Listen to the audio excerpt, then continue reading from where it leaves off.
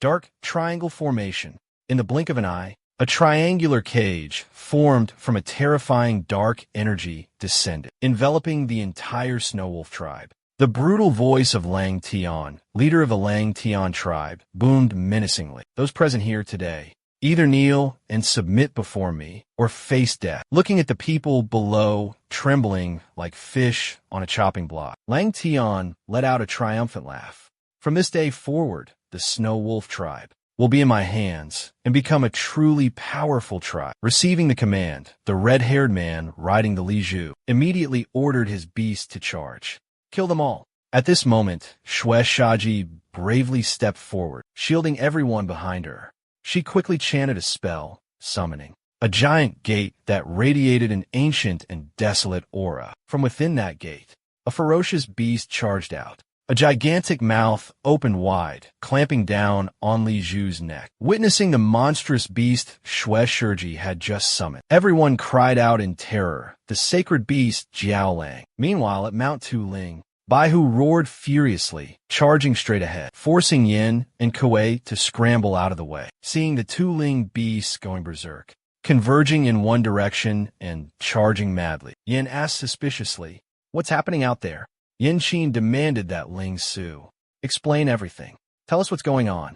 Ling Su explained with a tense expression. There's only one possibility. The seal of Mount Tu-Ling has been broken. The thing sealed beneath Mount Tu-Ling is summoning them. Yin and Kuei looked puzzled when Ling Su mentioned the thing sealed beneath Mount Tu-Ling. They seemed confused, asking what it was. Yin Qin and Kuei's faces paled in terror, hearing the hesitant voice of Bai Ling Er, the symbol of the sun.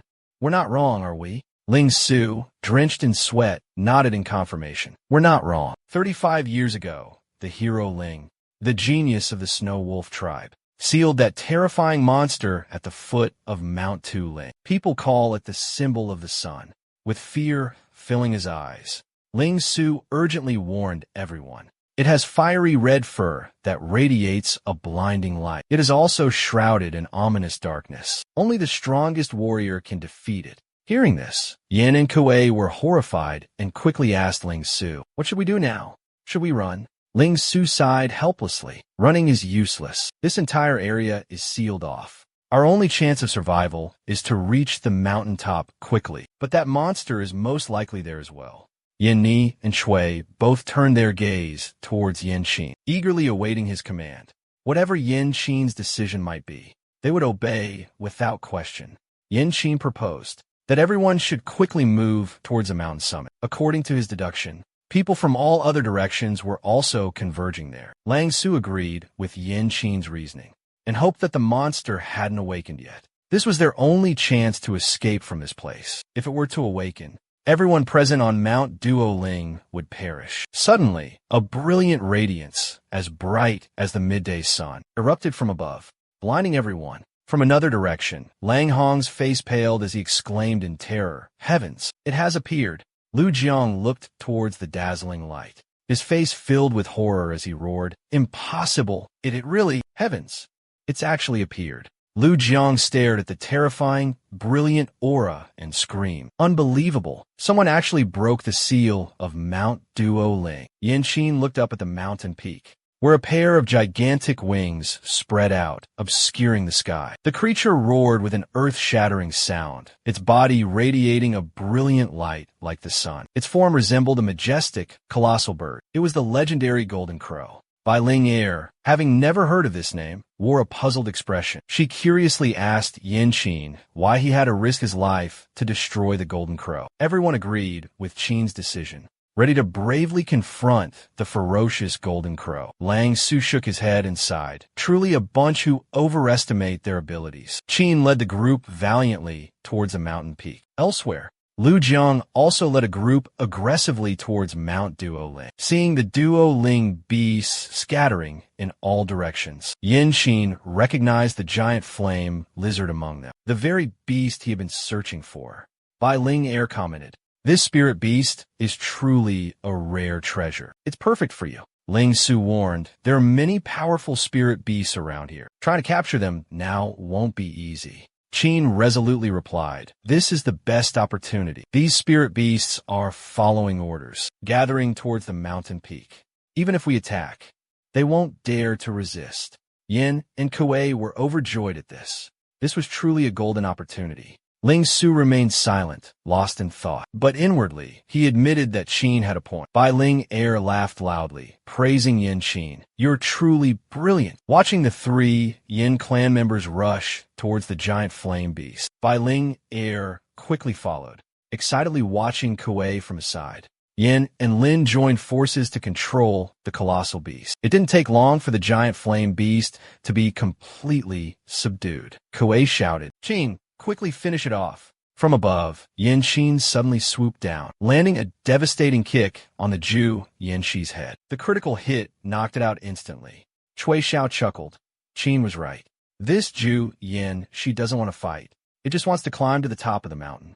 Ling Su shook his head in exasperation, muttering, "Kids these days are way too aggressive." Qin summoned the Qing Yin Yanhua, collecting the 10 Jew Yin Shi corpses. Along the way, any appealing Yao Ling that caught Yin Qin's eye were subdued without hesitation. Watching them laugh and face danger, Ling Su could only shake his head and sigh in frustration. His voice filled with worry. "How can you still be joking around?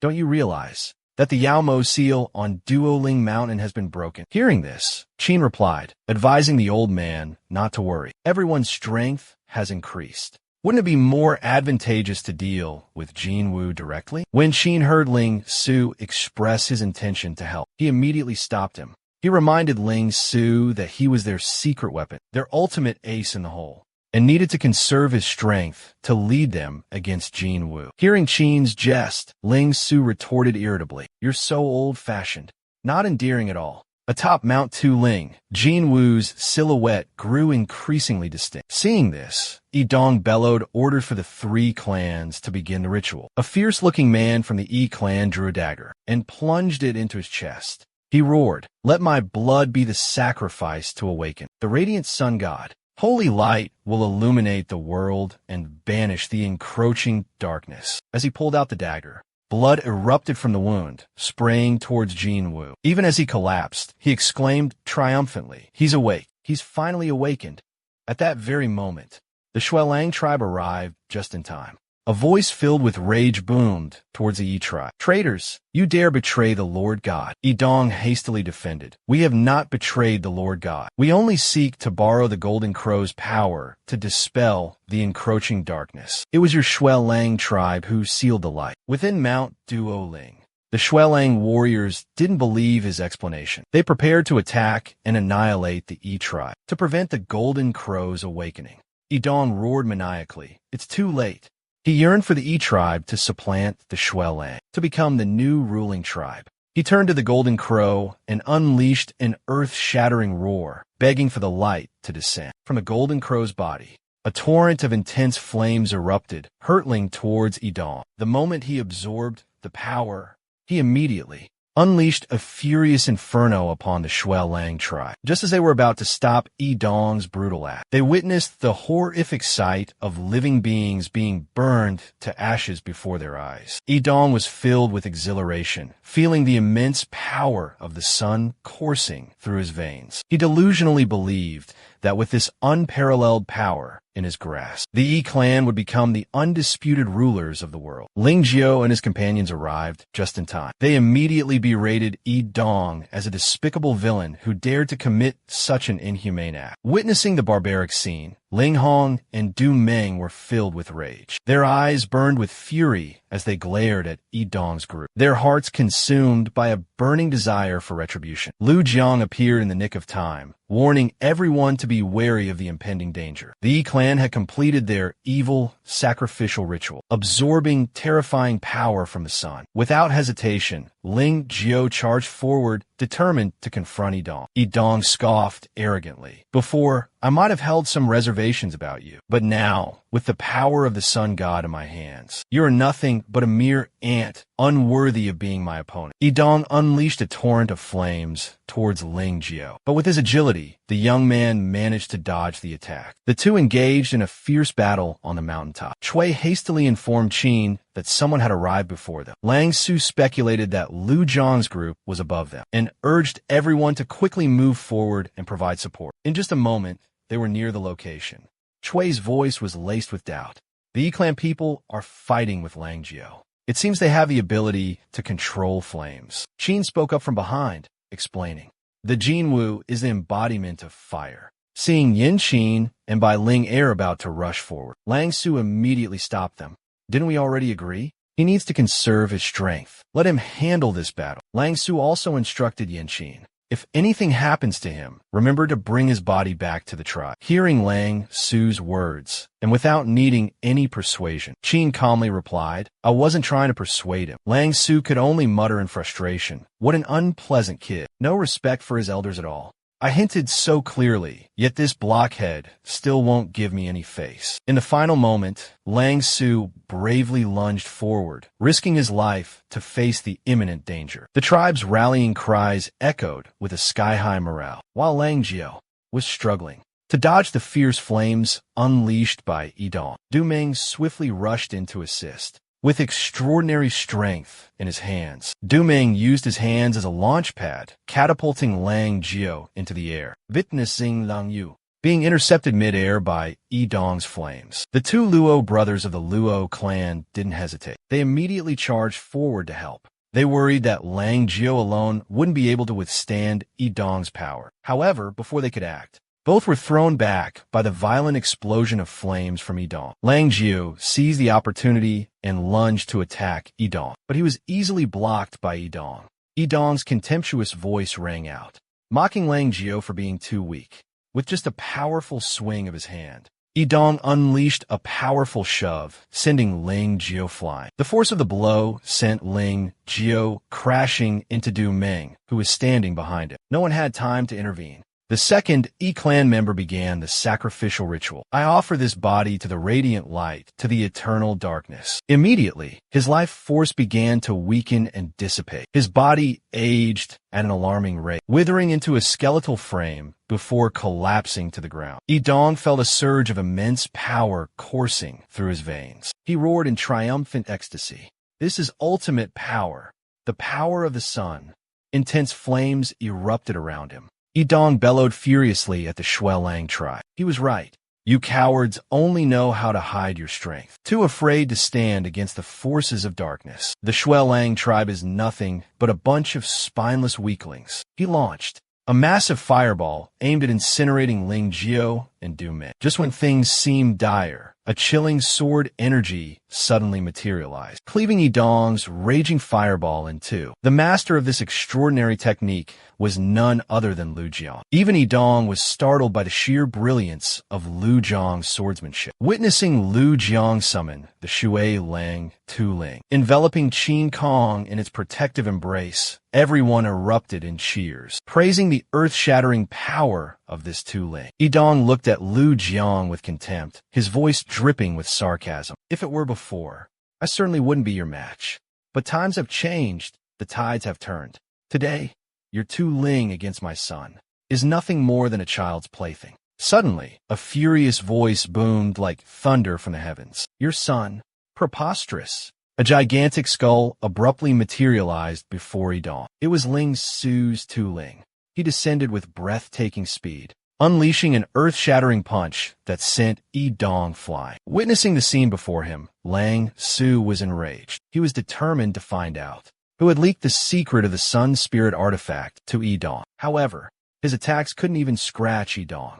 He coldly declared, Did you really think that the Shuelang clan could keep this secret from the world forever? Before the autumn hunt that year, a mysterious figure cloaked in black approached Yidong. This cloaked figure taught Yidong the secret to awakening the Sun Spirit artifact's power, a secret the Shuelang clan had guarded for generations at Mount Artifact. Yidong gritted his teeth, his voice filled with resentment. If there truly existed a power that could resist darkness and evil sorcery, why didn't they use it? Were the sacrifices of so many warriors in the fight against the dark forces all in vain. Hearing this, the stranger used cunning words to manipulate Dong's mind. That's their insidious plot. The more you weaken under the shroud of darkness, the easier it is for them to control and manipulate the smaller tribes. The Snow Wolf tribe never wanted to fight against the dark forces. They only wished to maintain their current position forever. It turns out Lang Tian sought out Dong. Upon hearing Dong mention the name Lang Tian, Lang Shu was utterly horrified.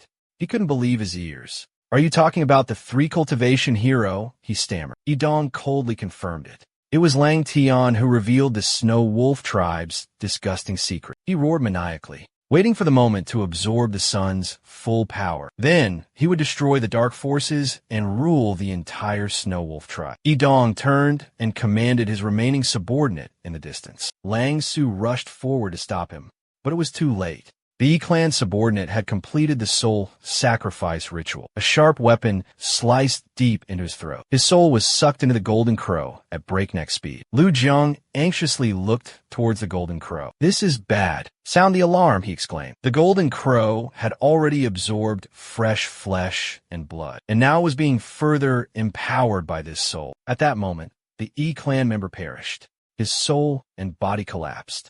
The situation took a sudden turn. Dong, instead of growing stronger as predicted, coughed up a large mouthful of blood. Yen Qin remained silent, observing the situation. Boiling had pointed at Dong and declared, "He's dead." Dong was filled with terror. He roared in frustration and indignation. Why? Why is the power of the sun betraying me? Dong's entire body suddenly burst into intense flames. Lang Su and Lu Feng immediately charged forward, attempting to destroy him and prevent the golden crow from unleashing its energy. But a surge of flames suddenly erupted from within Dong, overpowering him completely. Dong screamed in agonizing pain. In a blink of an eye, his body exploded, creating a devastating blast that sent Ling Su and Lu Feng flying from the thick smoke and dust. The silhouette of the Jin Wu suddenly soared upwards. The Jin Wu let out an enraged roar, causing large cracks to rapidly appear in the protective barrier of Mount Duoling. Ling Su was filled with terror. He realized the Jin Wu was trying to break free from its seal. Meanwhile, outside Mount Duoling, Ling Hung and Ling Tian were locked in a fierce battle. The powerful tremors from Mount Duoling forced them to stop, both turning their gaze towards the source. Witnessing Mount Duoling's barrier crumbling, Ling Tian cried out in delight. Such a powerful aura, the soul-summoning ritual must have succeeded. Ling Hung angrily questioned his brother. "What have you done?" Ling Tian replied smugly. "I did nothing, just revealing a tiny secret to the Yi tribe," deftly dodging Lang Heng's attack. Lang Tian let out a triumphant laugh. "You foolish Dong. So naive to think you can control this unparalleled power." Lang Tian's expression turned manic. He declared arrogantly that only he was capable of wielding the Jin Wu's might. Suddenly, a group of black-clad figures shattered the defensive barrier and flooded into the tribe's territory. The Shui Lang tribe warriors instantly raised their weapons to meet them in battle, preventing them from entering the village. Amidst the fierce fighting, one warrior sensed something amiss. His weapon pierced through an enemy's body, yet the enemy didn't react at all. He quickly ripped open the black cloak and recoiled in horror at the sight of a skeleton. He shouted a warning. "They're not human. They're monsters from the darkness." Seeing his people battling demonic creatures, Shuelang's clan leader roared furiously at Lang Tian. "You have become corrupted. Doalua, to the point of using dark magic to attack your own village." Lang Tian scoffed in reply. "Brother, have you already forgotten? Our tribe's past strength was built upon this forbidden art." Lang Tian believes his older brother has grown old and weak, no longer capable of leading the Shui Lang clan. The divine beast Zhu Lang, though incredibly powerful, is currently gravely wounded. Exhausted from the battle with Li Zhu and the surprise attack from the Su, Diao in the sky. Just as Shui priest appeared, two of Lang Tian's subordinates roared with bloodthirsty ferocity. "Today, the Shui Lang clan will be annihilated." A voice echoed from afar. Mengqin priestess was deeply focused, using her magic to heal the wounded. Suddenly, a skeleton raised its weapon to attack her. Mengqin priestess's eyes flashed with a cold light. An eerie green light shot out towards the skeleton. She breathed a sigh of relief, seeing that after suffering a fatal blow, he seemed unaware of the current situation and continued to move forward. Lang Tian and Lang Hong, the two brothers, were still locked in a fierce life-or-death battle. Lang Tian let out a sardonic laugh towards his older brother, not reconciled, but all of this has been part of my plan for a long time. Lang Tian's gaze shifted towards Mount Tu Ling, awaiting the moment the Golden Crow would emerge. Then, he would slaughter the entire Snow Wolf clan, leaving no one alive. Inside Mount Tu Ling, a raging fire consumed everything. The Luo brothers were relentlessly pursued by the wall of flames behind them, frantically fleeing while screaming in frustration. They had only come to participate in the trial. Did the trial require them to risk their very lives? Lang Hong's voice was filled with sorrow as she realized that she and the others couldn't reach the Golden Crow. It was too fast and flew too high, far out of reach. As the Golden Crow prepared to unleash its fireball, the crowd panicked, desperately seeking shelter. Yin Kuei hid behind a large boulder, his whole body trembling like a dry twig in the wind. He muttered in despair, "This time we're doomed. This is the end. We're truly in grave danger this time."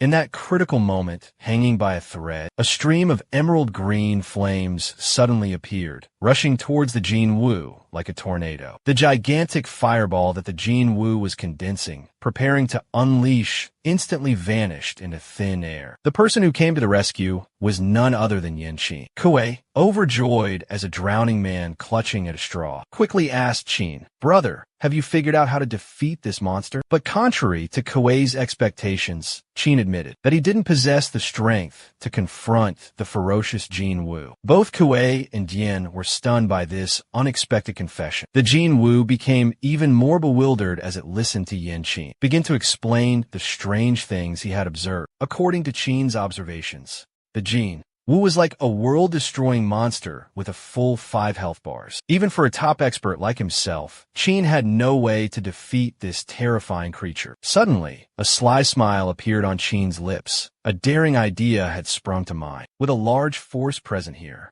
he could rally everyone to surround and attack the Jin Wu. Lang Jiao hadn't grasped Qin's intention and wanted him to explain clearly. Qin then spoke up. "Everyone just needs to follow my instructions." Bai Ling'er was the first to raise her hand in agreement. This lively young woman understood that Qin always had unique and surprising ideas. Qin continued to persuade the crowd. "If no one has a viable plan to defeat the Jin Wu, put your faith in me." Lang Jiao, hearing that Qin had participated in the arduous Shanghai trial, agreed to follow his arrangement. Lu Jiang also voiced his support for Qin. Du Meng and Lang Hong also agreed, submitting to Yin Qin's coordination. Seeing everyone's agreement, accepting his role as the leader, Yin Qin laid out the rules for the group. Everyone must absolutely obey the commander's orders and not act on their own. Qin, relying on his long-range attack specialty, assigning positions based on each person's abilities. Qin signaled everyone to quickly get into their battle positions and prepare for action. As soon as the attack command was given, his sharp gaze fixed on the Jin Wu. Qin's eyes burned with determination as he roared, "Attack!" Upon hearing the command, everyone immediately sprang into action, moving to the positions Qin had previously assigned. They quickly formed a battle formation, encircling the Jin Wu and cutting off its escape route. The control team in the third ring of the encirclement immediately launched their attack, dragging the airborne Jin Wu down to the ground. In an instant, the Jin Wu was trapped by the dense control system. It thrashed wildly, unleashing fierce flames at everyone around it. Seeing this, Qin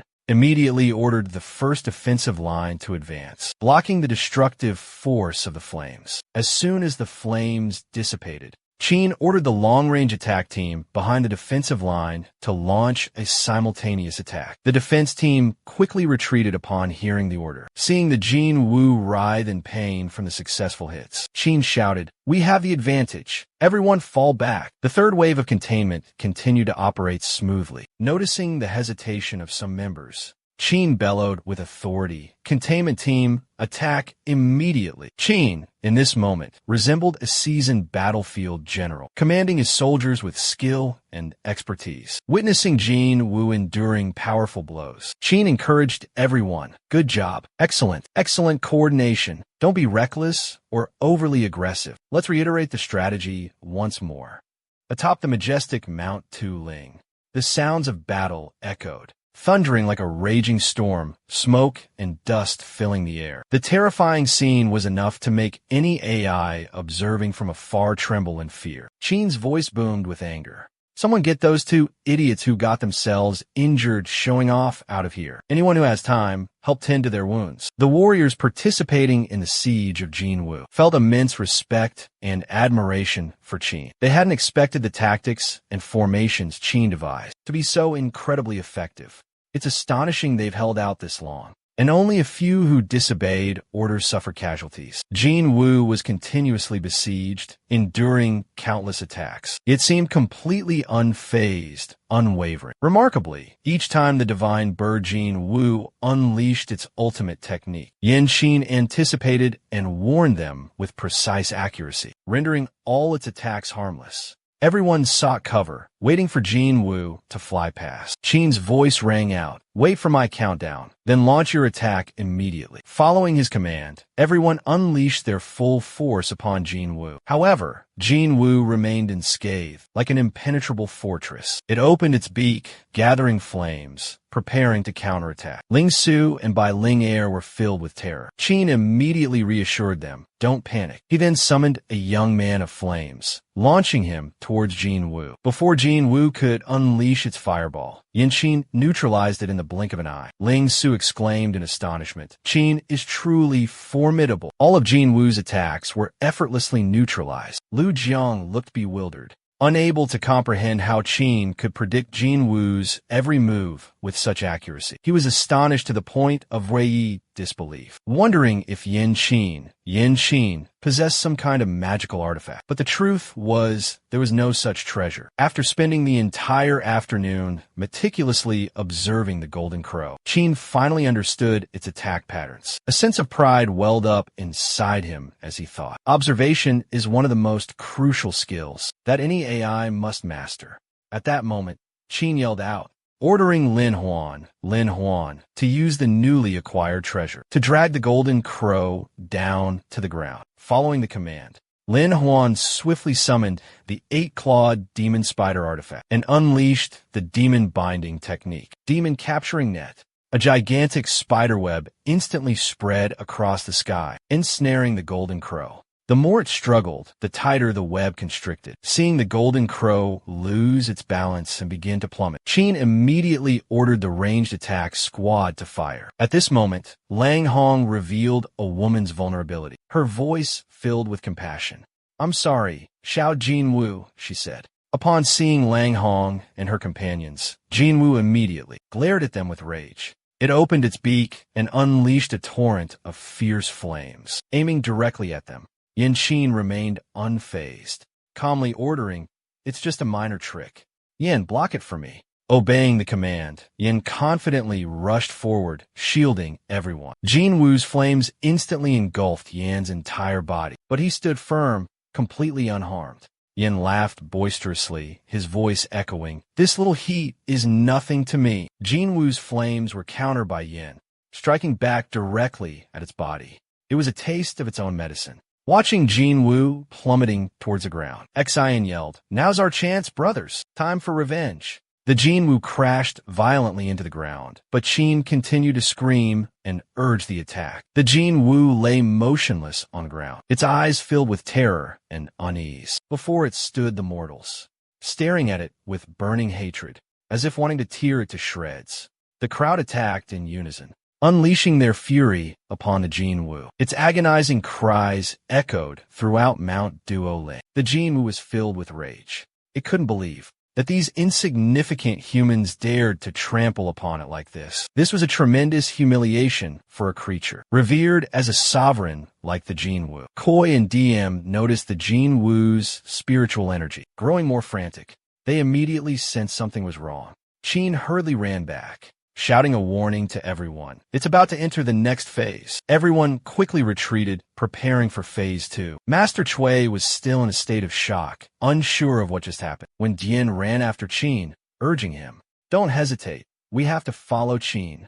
At that very moment, a gigantic fireball erupted violently where Jin Wu stood, engulfing its entire body. A deafening explosion rocked the entire area. Fortunately, Qin had warned everyone and led them to safety. Otherwise, the consequences would have been truly catastrophic. As the smoke and dust cleared, a deep crater appeared before them. Jin Wu's figure had completely vanished. Having narrowly escaped death, Jin Wu glared down at the humans below with eyes burning with rage. Its entire body blazed fiercely, flames swirling as if to incinerate everything. Qin calmly stared at Jin Wu, his voice ringing with confidence. "Finally, you're showing your true power." Undaunted, Wu Yin and Qin were ready to fight. Both simultaneously unleashed their hidden strength, revealing rippling, toned muscles. Wu Yin loudly announced to everyone that Jin Wu, he had exhausted a considerable amount of his vital energy. This was the moment that would decide his fate. Witnessing Qin's sudden burst of power, Kimo felt insulted. He opened his jaws wide and unleashed a furious torrent of fire that incinerated everything in its path. The aggressive flames hurtled directly towards him. Qin, undeterred, charged straight towards Kimo, his voice booming with valor. Victory or defeat will be decided by this move. "Follow me." The crowd behind him obeyed Qin's command, chanting in unison, "Charge! Charge!" Pressing forward. Outside the mighty sacred beast cave, Xue Lang was covered in wounds, the result of a fierce battle with Li Zhu and Shike. Relentless attacks rained down from the sky. Hu and Lu watched from afar, filled with astonishment at the tenacious fighting spirit of the sacred beast belonging to the Xue Lang tribe. Despite facing two formidable foes, the two villains agreed that, before tasting the sacred beast's blood, they should have the Xue priest's blood as an appetizer. Who raised his grotesque arm triumphantly, an arm grafted from the claw of a terrifying Mogu. Even a small scratch was enough to cause the victim to rot to the bone. The Xue priest watched as his enemy charged towards him, his eyes filled with intense vigilance. Who relentlessly swung his arm, brimming with wicked magic, launching a relentless assault on Xue Shiji, forcing her to constantly dodge and weave. In a moment of carelessness, a lapse in her guard, a gigantic scorpion tail suddenly struck from behind, piercing straight through Xue Shiji's slender body. A cunning voice rang out from behind, filled with triumph. "You were careless.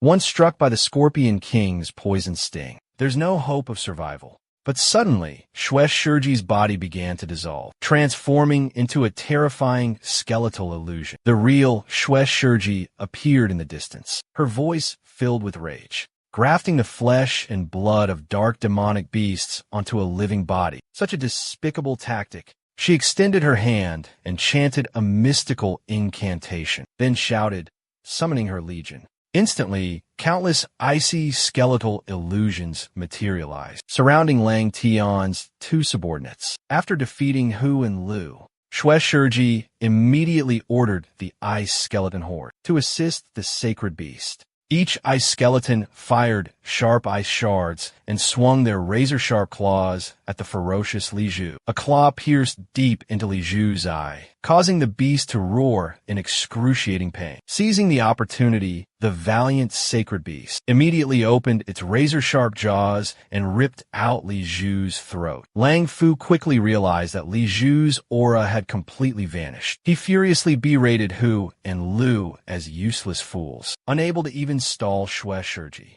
However, Lang Fu remained undeterred. He firmly believed that Lang Tian would not fail. At this moment, Ling Tian managed to block the giant axe in his brother's hand with his bare hands. A voice filled with contempt rang out. "This is the blood extermination palace that our old man left you? Seems like the treasure in your hand is nothing but trash." Suddenly, a frosty attack struck, separating Ling Hung and Ling Tian. Ling Tian roared in fury, So it was you. A provocative voice taunted Ling Tian. You two think you can stop me? You're nothing but trash. Shui Jisi suddenly appeared behind the Shui Lang clan leader. Ling Hung leaned in and whispered to Shui Jisi. He was about to unleash his ultimate technique and needed her assistance. Ling Heng gripped the Blood Fury axe tightly in both hands. A world-destroying aura suddenly erupted from his entire body. He roared ferociously, Blood Fury. At the same time, Shui Jisi released a surge of invisible energy, amplifying Ling Heng's speed.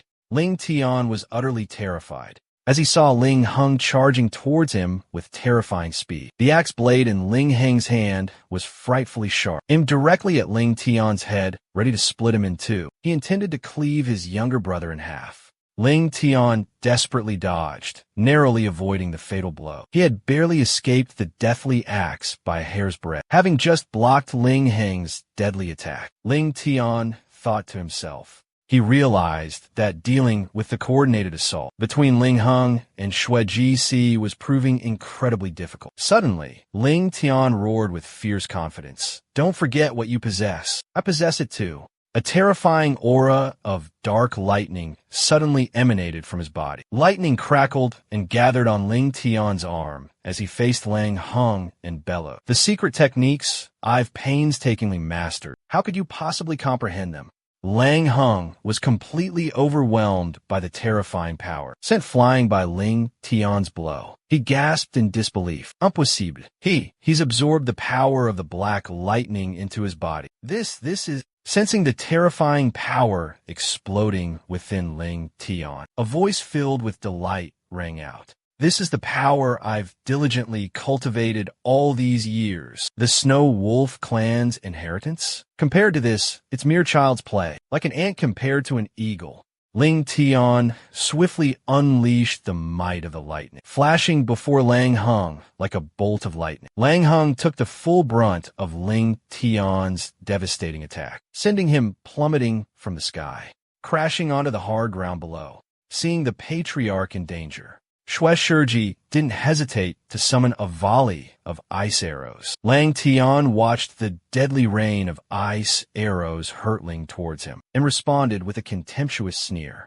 These childish tricks are useless against me. Finishing his sentence, he summoned a torrent of lightning, instantly shattering all of Shui Shiji's ice arrows. On their snow sleds, the Shui Lang warriors witnessed the terrifying scene, their voices trembling with fear. Even with Grandmaster Haguru and Grandmaster Shui Wu joining forces, there's still no match for Lang Tian. Cracks began to appear on the seal of Mount Tuling, unable to withstand the immense power within. A blinding light erupted from within, shattering the seal completely. Witnessing this earth-shattering event, Lang Tian immediately assumed that the dark golden crow had broken free from its prison. He threw back his head and let out a maniacal laugh, declaring to all the Shui Lang tribe warriors, "The golden crow and I will join forces and crush the Shui Lang tribe. It won't be long now. Before your Haguru is nothing but a name in the past. Just wait and see. Despair will descend upon Lang Tian. He'll scream in agony, basking in the euphoria of victory.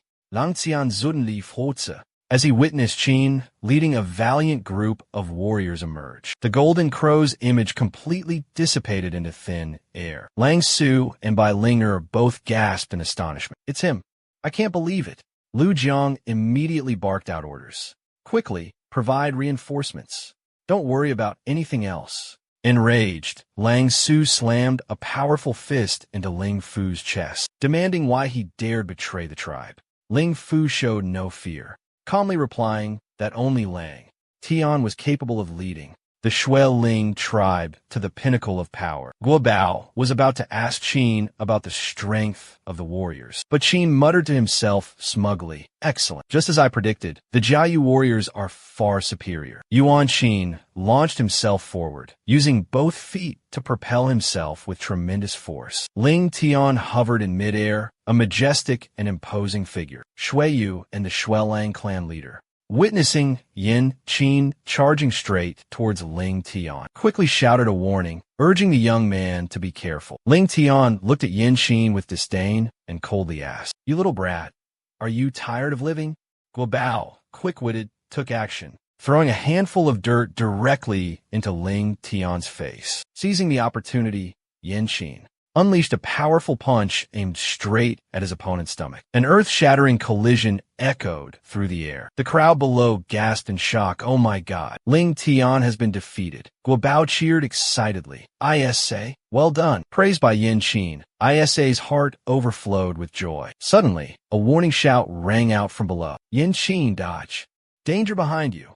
Ling Tian sprang up from the ground with lightning speed, his voice filled with rage. You dare! As Ling Tian lunged forward to tear Yan Qin apart, the young man ducked just in time, muttering, "The wind's picking up. Let's gather our things quickly." When Yan Qin returned, he suddenly saw Shui Lang, chieftain brandishing his blood fury axe, charging to attack Lang Tian, worried for his safety. However, in the close-quarters combat, Lang Hung was completely outmatched by Lang Tian. He was hit by Lang Tian with a devastating knee to the face, sending his entire body plummeting from above, crashing deep into the hard ground. Shui Wu Shaman hurriedly cast a healing spell, tending to Shui Lang chieftain's wounds. The chieftain anxiously asked the girl, "Are you all right?" Xue Lang chieftain rishulet Xue Wu Shaman, saying that he was unharmed, despite the severity of his injuries. Haguru turned his gaze towards Yan Qin and uttered words of praise.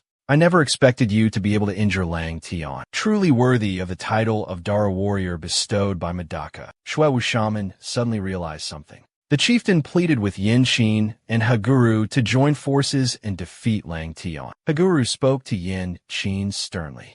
"I will block all of Lang Tian's attacks. You focus all your strength on attacking him. If we cannot defeat Lang Tian today, our fate will be sealed death." Yan Qin confidently replied, "Don't worry, Master Haguru. I'm very strong." The Guobao also roared loudly, "I say," as if to prove its own strength. The Snow Wolf chieftain struggled to his feet and ordered the attack to begin. He focused all his internal energy, his body overflowing with power as he gripped the blood fury battle axe tightly in both hands. Langxian Laokit Skonfoli. 3 against 1? How laughable. His body trembled as dark lightning energy enveloped him. He roared arrogantly, "Come."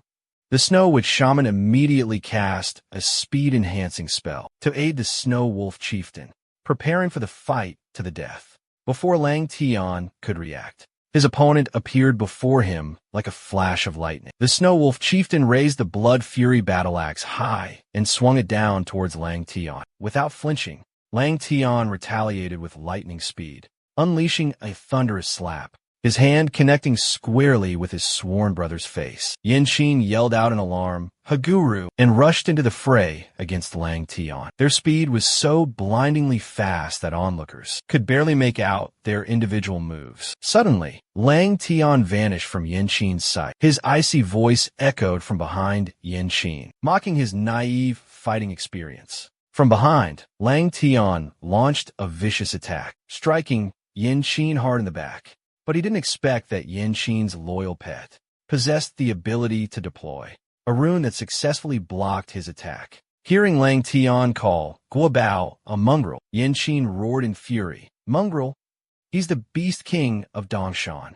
Simultaneously, he unleashed a powerful punch aimed straight at Lang Tian's chest. The blow sent him flying, crashing hard into the very stone statue he had erected. The impact was so tremendous that the head of the statue shattered and fell to the ground. Lang Tian's face darkened with rage as he gritted his teeth. "You brat, you successfully piqued my interest." Yan Qin scoffed, his tone dripping with sarcasm. "It's too early to say that. You'll have to pay a lot more attention to me than that." In a flash, Yan Qin's mind returned to the moment at Mount Tu Ling when he had unintentionally stumbled into his own consciousness. He was astonished to find himself within a strange, mysterious black hole. Even more surprising, the Jin Wu, the mythical sunbird of legend, was also trapped within his consciousness. Yan Qin tried to use his power to subdue the Jin Wu, but the result was completely unexpected. Watching the Jin Wu freely soar within his mindscape, Yan Qin exclaimed loudly, "If you're going to stay in my body,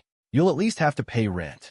Back in reality, a brilliant ray of sunlight suddenly burst forth, forcing everyone to shield their eyes from the blinding light. As the light subsided, Everyone was astonished to see Yin Qin standing triumphantly. On the back of the majestic Jin Wu, the golden crow, a buzz rippled through the crowd. The sun, the power of the sun. How could someone possibly tame the sun as a spirit beast? Meng Qin, the talented priestess, immediately realized this wasn't Jin Wu's spirit beast form, but its true form descending upon the mortal realm. She couldn't help but be utterly amazed, witnessing someone command the legendary Jin Wu with such authority. Koi and DM stood below, shouting excitedly, urging Yin Qin on. Shou Lang Tian, the true power of the Yu Yin clan warrior, the mighty Yu Yin tribe. Lang Tian's eyes widened in disbelief. How? He stammered. How can the Jin Wu obey this brat? At Yin Qin's command, Jin Wu opened its beak and unleashed a torrent of raging flames, launching the attack directly at Lang Tian. He hastily deployed his lightning arts for defense. However, Lang Tian's mind was still lost in a whirlwind of thought. This couldn't be happening. That brat was just a low-ranking warrior. As far as he knew, those without the power of darkness were absolutely incapable of controlling the golden crow through the soul-snatching ritual. Seeing Lang Tian's distraction, Yin Qin roared, "You've got some nerve, old man." With that, he unleashed a devastating punch straight into Lang Tian's chest, sending him flying once more. He crashed into a snow-covered, headless stone statue. Lang Wei, the tribe chief, witnessing Yan Qin continuously overpowering Lang Tian, suddenly realized that in the previous duel, the young man had deliberately concealed his true strength, feigning weakness. What terrified him wasn't just the golden crow's power. This wasn't just any ordinary flame. It was the youth flame summoned by Yin Qin, a mysterious entity whose origins even this old man couldn't comprehend. Lang Tian shot out of the statue like an arrow loosed from its bow, moving with terrifying speed. An unyielding will, refusing to submit to any force, emanated from him. A menacing weapon materialized in Lang Tian's hand, radiating a chilling, killing intent. His eyes blazed with fury, burning with unrestrained rage. In over 35 years of battle, Yin Qin was the first to force him to fight so relentlessly. He was worthy of Lang Tian personally unsheathing his treasured blade against him. Lang Tian was determined to eliminate Yin Qin and then seize the golden crow's divine power hidden within him. Yin Qin crossed his arms and with a mocking tone taunted, barking loud, "Aren't we? Wait till I beat you to a pulp. I won't even bother picking up your underwear." Mo Qin suddenly turned perverse. Stripping the defeated was his twisted hobby. Shuiyu priestess anxiously warned, "Everyone be careful. Qin, don't let your guard down." She sensed a terrifying dark aura spreading. A terrifying dark aura emanated from the blade in Ling Tian's hand. Ling Tian gripped his wicked blade tightly, a cruel smile twisting his lips. He swung the blade fiercely towards Yin Qin. Witnessing the thick black smoke spreading from the blade, Yin Qin understood it was the dreaded dark witchcraft poison. The golden crow swiftly folded its wings, then beat them powerfully, dispelling the witchcraft poison surrounding Yin Qin. Ling Tian didn't seem surprised, his voice dripping with amusement. As expected of someone protected by the golden crow's divine power, even witchcraft poison can't harm you. But others aren't so fortunate. Not good, the Snow Wolf chieftain roared in terror. The poisonous smoke was rapidly spreading towards the Snow Wolf tribe warriors, standing below. Those who inhaled the witchcraft poison went mad, losing all reason, and turning to attack their own comrades. Witnessing the scene of his tribe slaughtering each other, Ling Tian burst into triumphant laughter. A cruel voice echoed, "Run!" Shuai Lang howled in agony. "Run? Quickly! Do you still deserve to call yourselves warriors of the Shuai Lang tribe? Lambs waiting for slaughter. That's what you are now." Witnessing the brutal massacre of his tribe, Shuai Lang tribe chief, in a fit of rage, gripped his weapon and charged towards Lang Tian. Lang Tian effortlessly deflected the chief's attack with his Hung Dao formation. Ling Heng's voice trembled, filled with immense pain. "It's too late for regrets now.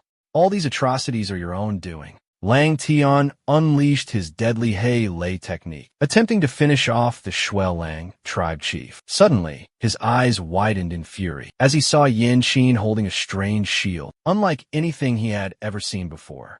It blocked his fatal attack, successfully saving Ling Heng's life. Yin Qin roared in anger, because Lang Tian was truly trying to send the Shuai Lang tribe chief to his death. Today, the goal wasn't simply to defeat Lang Tian. A murderous aura radiated from Qin Dong. He wouldn't be satisfied until he'd ripped Lang Tian to shreds. Witnessing Qin Dong tighten his grip on the saber's hilt, everyone gasped in terror. It was the first time they had seen him wield a weapon. "This kid, he actually uses a saber," someone exclaimed in astonishment. Lang Tian charged towards Yan Qin, saber flashing. He roared furiously, "Enough talk. I've prepared for this day for 35 years. You think you can stop me?" The two clashed in a fierce battle. Yan Qin seemed completely immune to the poison. Lang Tian cried out in horror, How? How is this possible? My poison. It has no effect."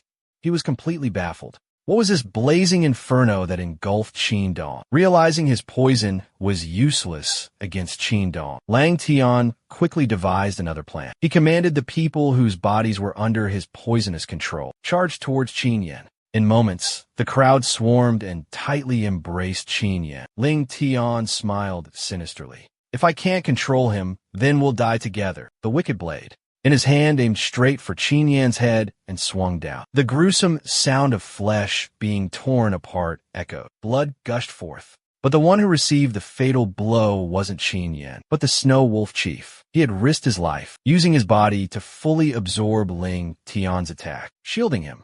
Lang Tian was astonished to see the chief, despite his injuries, using both hands to tightly grip his wicked blade. With a commanding voice, the Snow Wolf Chief's powerful words rang out coldly. "Qin Yan now." Lang Tian's expression changed dramatically. Before he could react, Qin Yan's figure appeared right beside him. With a lightning-fast strike, Yan Qin effortlessly severed both of Lang Tian's arms, sending him crashing to the ground, writhing in excruciating pain. Qin raised a sharp blade, his voice ringing out, prepared to end Lang Tian's life. But at the decisive moment, he abruptly stopped, hearing the Shuel Lang chief's call. Lang ordered him to wait. The imposing chieftain addressed Yan Qin, declaring his intention to personally punish the traitor to the tribe. Ling Heng gripped his hammer tightly, his voice filled with suspicion and rage as he questioned Lang Tian. "Do you have anything left to say for yourself?" Lang Tian let out a bitter, sardonic laugh, showing no remorse. "Have you come to finish me off? If it weren't for that brat interfering, the Shuel Lang, this tribe would already be in my grasp." He looked up to the sky, his voice a growl as he asked his brother, "Do you remember how our mother died?" Lang Tian's mind flashed back 45 years to the mighty Shuel Lang tribe. He was just an innocent child then, kneeling beside his mother's grave. His father stood silently behind him, his voice low but filled with authority. "Kneeling here is useless, son. Your mother will never return." Lang Tian's eyes welled up with tears. Questions flooded his mind. Why, even though the Shuel Lang clan had paid the tribute in full, did those villains still mercilessly slaughter our people, including my mother? His father roared in fury. "There is no justice in this world. The weak will always be oppressed by the strong." He grabbed Lang Tian by the collar and yelled, "You are too weak, too useless. I am ashamed to have a son like you." Lang Tian trembled as his father warned him that if he didn't change, his fate would be the same as his mother's, brutally murdered by the strong. From that moment on, the weak Lang Tian vowed to become powerful, to avenge his mother and become the strongest in the world. Time passed silently. Lang Tian joined the fierce battle in Jiaxi. With his extraordinary strength, he led the Shui Lang clan to become a powerful tribe, dominating the region. He mercilessly slaughtered weaker tribes, believing they were unworthy of being slaves to the Shuel Lang clan. When he witnessed his older brother, Lang Hong, expressing sympathy for those who were killed, Lang Tian scolded his brother for being too weak and soft. Their father had taught them that only the strong could survive in this cruel world. He harbored the ambition of transforming the Shuel Lang clan into the most powerful tribe, ruling over all others. During the bloody war in Jiaxi, the Golden Crow appeared, wreaking havoc upon humanity. But Lang Tian was undeterred. He was determined to conquer the Golden Crow and make it his slave. After an earth-shattering battle, Lang Tian defeated the Golden Crow. He stomped on the spoils of war and declared in a booming voice, "From now on, the Snow Wolf tribe will have its own son. We will become the most powerful tribe in this land." His face was splattered with fresh blood, but a savage grin of pleasure spread across it as he heard the resounding cheers of his tribe. Everyone chanted his name, praising him as the greatest warrior, the hero of the tribe. They all believed he was the next chieftain, the one who would lead the Snow Wolf tribe to glory. However, inside the current chieftain's tent, the elders were stunned when the Snow Wolf chieftain suddenly announced, "Lang Hung will be my successor." Lang Tian overheard the declaration and stormed in, his voice filled with rage and resentment. "My strength surpasses my brother's. Why am I not chosen to be chieftain? Didn't you say yourself that only the strongest is worthy of this position?" The Snow Wolf chieftain erupted in a furious rage when he realized Lang Tian had eavesdropped on the elders' secret discussion. He questioned Lang Tian, his voice filled with indignation and disappointment. Did he ever realize that his own brutal savagery had pushed the Shui Lang tribe to the dangerous brink of facing a massive assault from 4 other powerful tribes? Lang Tian, with an arrogant tone, proudly retorted to his father that he would crush them all, that he had conquered the power of the sun, and would annihilate anyone who dared to challenge the Shui Lang tribe. He loudly proclaimed that he would make the Shui Lang tribe the undisputed champions, rulers of all. However, Lang Tian was stunned, unable to believe his ears when he heard his father speak in an icy voice, declaring the ceiling of the sun's power. He sternly ordered Lang Tian, if he still considered himself his son, to remain within the tribe and never step foot outside. He also revealed that he had signed a crucial treaty with the other tribes to permanently seal away the terrifying energy of the sun. He declared that Lang Hung was the true Haguru, the one worthy of recognition and respect from the other tribes. Only Lang Hung could ensure the Shui Lang tribe's enduring stability and prosperity. Hearing that Lang Tian had left in a fit of rage, Shui Lang tribe chief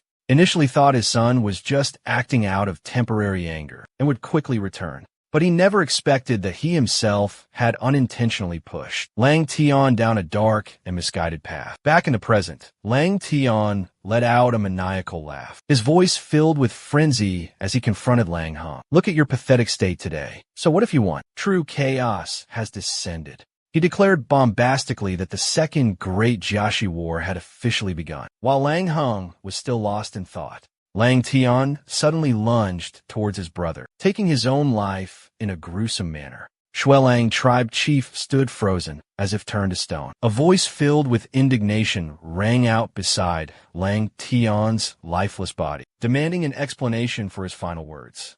Just as Lang Tian breathed his last, the dark skeletons were pulled towards a shadowy portal by a mysterious force. The Shui Lang warriors erupted in a unified cry. Haguru Yenqin reveled in the thrill of victory. Hu and Lu, having escaped Shui GC's control, were stunned to witness Lang Tian's defeat, his lifeless body lying motionless on the ground. Lu Jiang suddenly appeared behind them, his voice a chilling warning.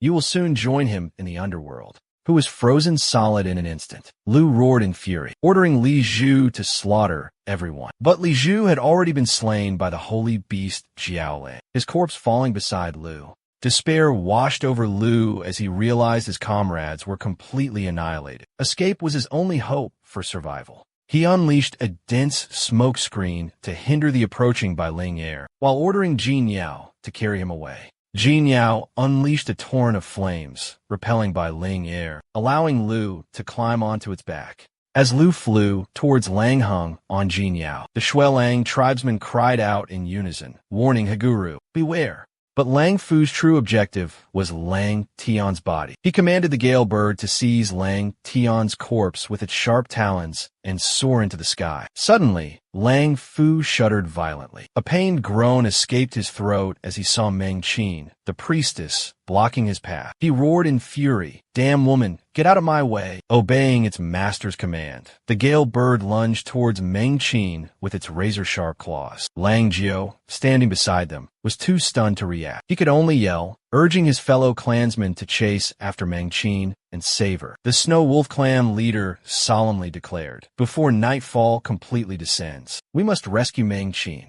Otherwise, she will face unimaginable danger." His voice weakened as he turned to Yenqin, offering to entrust the entire Snow Wolf clan to the young man. He himself would personally pursue Lang Fu. Yenqin interrupted him, "Cut the theatrics. If you want me to save her, just say it." Guo Bao, standing beside him, agreed with Yin Qin, remarking that the Snow Wolf clan leader wasn't a very good actor. Finally, the Snow Wolf clan leader, with a grateful expression, said to Yin Qin, "We must rescue Meng Qin at all costs. She's the savior of our entire Snow Wolf tribe." The chief has also requested Yin Qin to lead Lu Jiang and Lang Hong on this rescue mission.